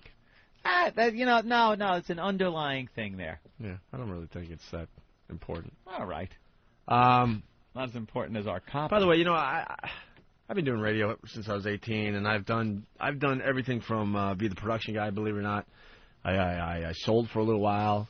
I did promotions and marketing, and there's just a bunch of dummies in marketing, because what this TV spot should really be is if it's only 10 seconds, then it should be just a few seconds of audio of our show, doing something cool or whatever, something interesting, something that just catches your attention. Yeah. Of course. And then have somebody with the big booming voice say the channel blocking and all that. No, you don't have you write that in bullshit. legal underneath. You write it in legal. You don't say it. You don't waste airtime saying it. But I'm just saying, illegal. to waste our time, to talk about channel blocking when it should be us as the artist, quote, doing something that's, wow, look at that. Oh, wow. That was, no, I'm just saying, because there would be a TV spot or whatever, go, oh, wow, that caught my attention. Opie and Anthony. Oh, and then channel blocking, blah, blah, blah. You don't waste a line of booming voice, Opie. You have it in the legal so people can or whatever. read it instead, But as far as us getting involved with that part of a TV spot, that's just ridiculous. I mean, we're technically the talent, so just have a showcase our talent, which would be probably just simple audio from the show that is interesting. That's it. And then go from there. It's just a bunch of dopes. You don't have the driver on the car commercials going, professional driver on a closed course. Do not attempt this in your own vehicle. That's written at the bottom. Legal. Yeah. This satellite radio thing is growing by leaps and bounds, and now it's time to get some people involved that actually know how to do this. Yes. I think satellite radio was a dumping ground for a lot of people that were not doing too well in commercial radio, but that's changing now because a lot of the guys like Anthony and I that were very successful in commercial radio are now moving over there. So it's time to get rid of some of these deadweights that look, they couldn't get hired in the commercial world, but we're trying to make this satellite thing happen. That's how it all began 2 years ago. That's how a lot of these people got put in place, Anthony. Yeah. It wasn't like the guys that really know how to do were willing to give up on their lucrative job in commercial radio to come over to something that was unproven. But now it's being proven, and now we got to hire more talented people. Last half hour of the show sucked. Thank you. Program complete.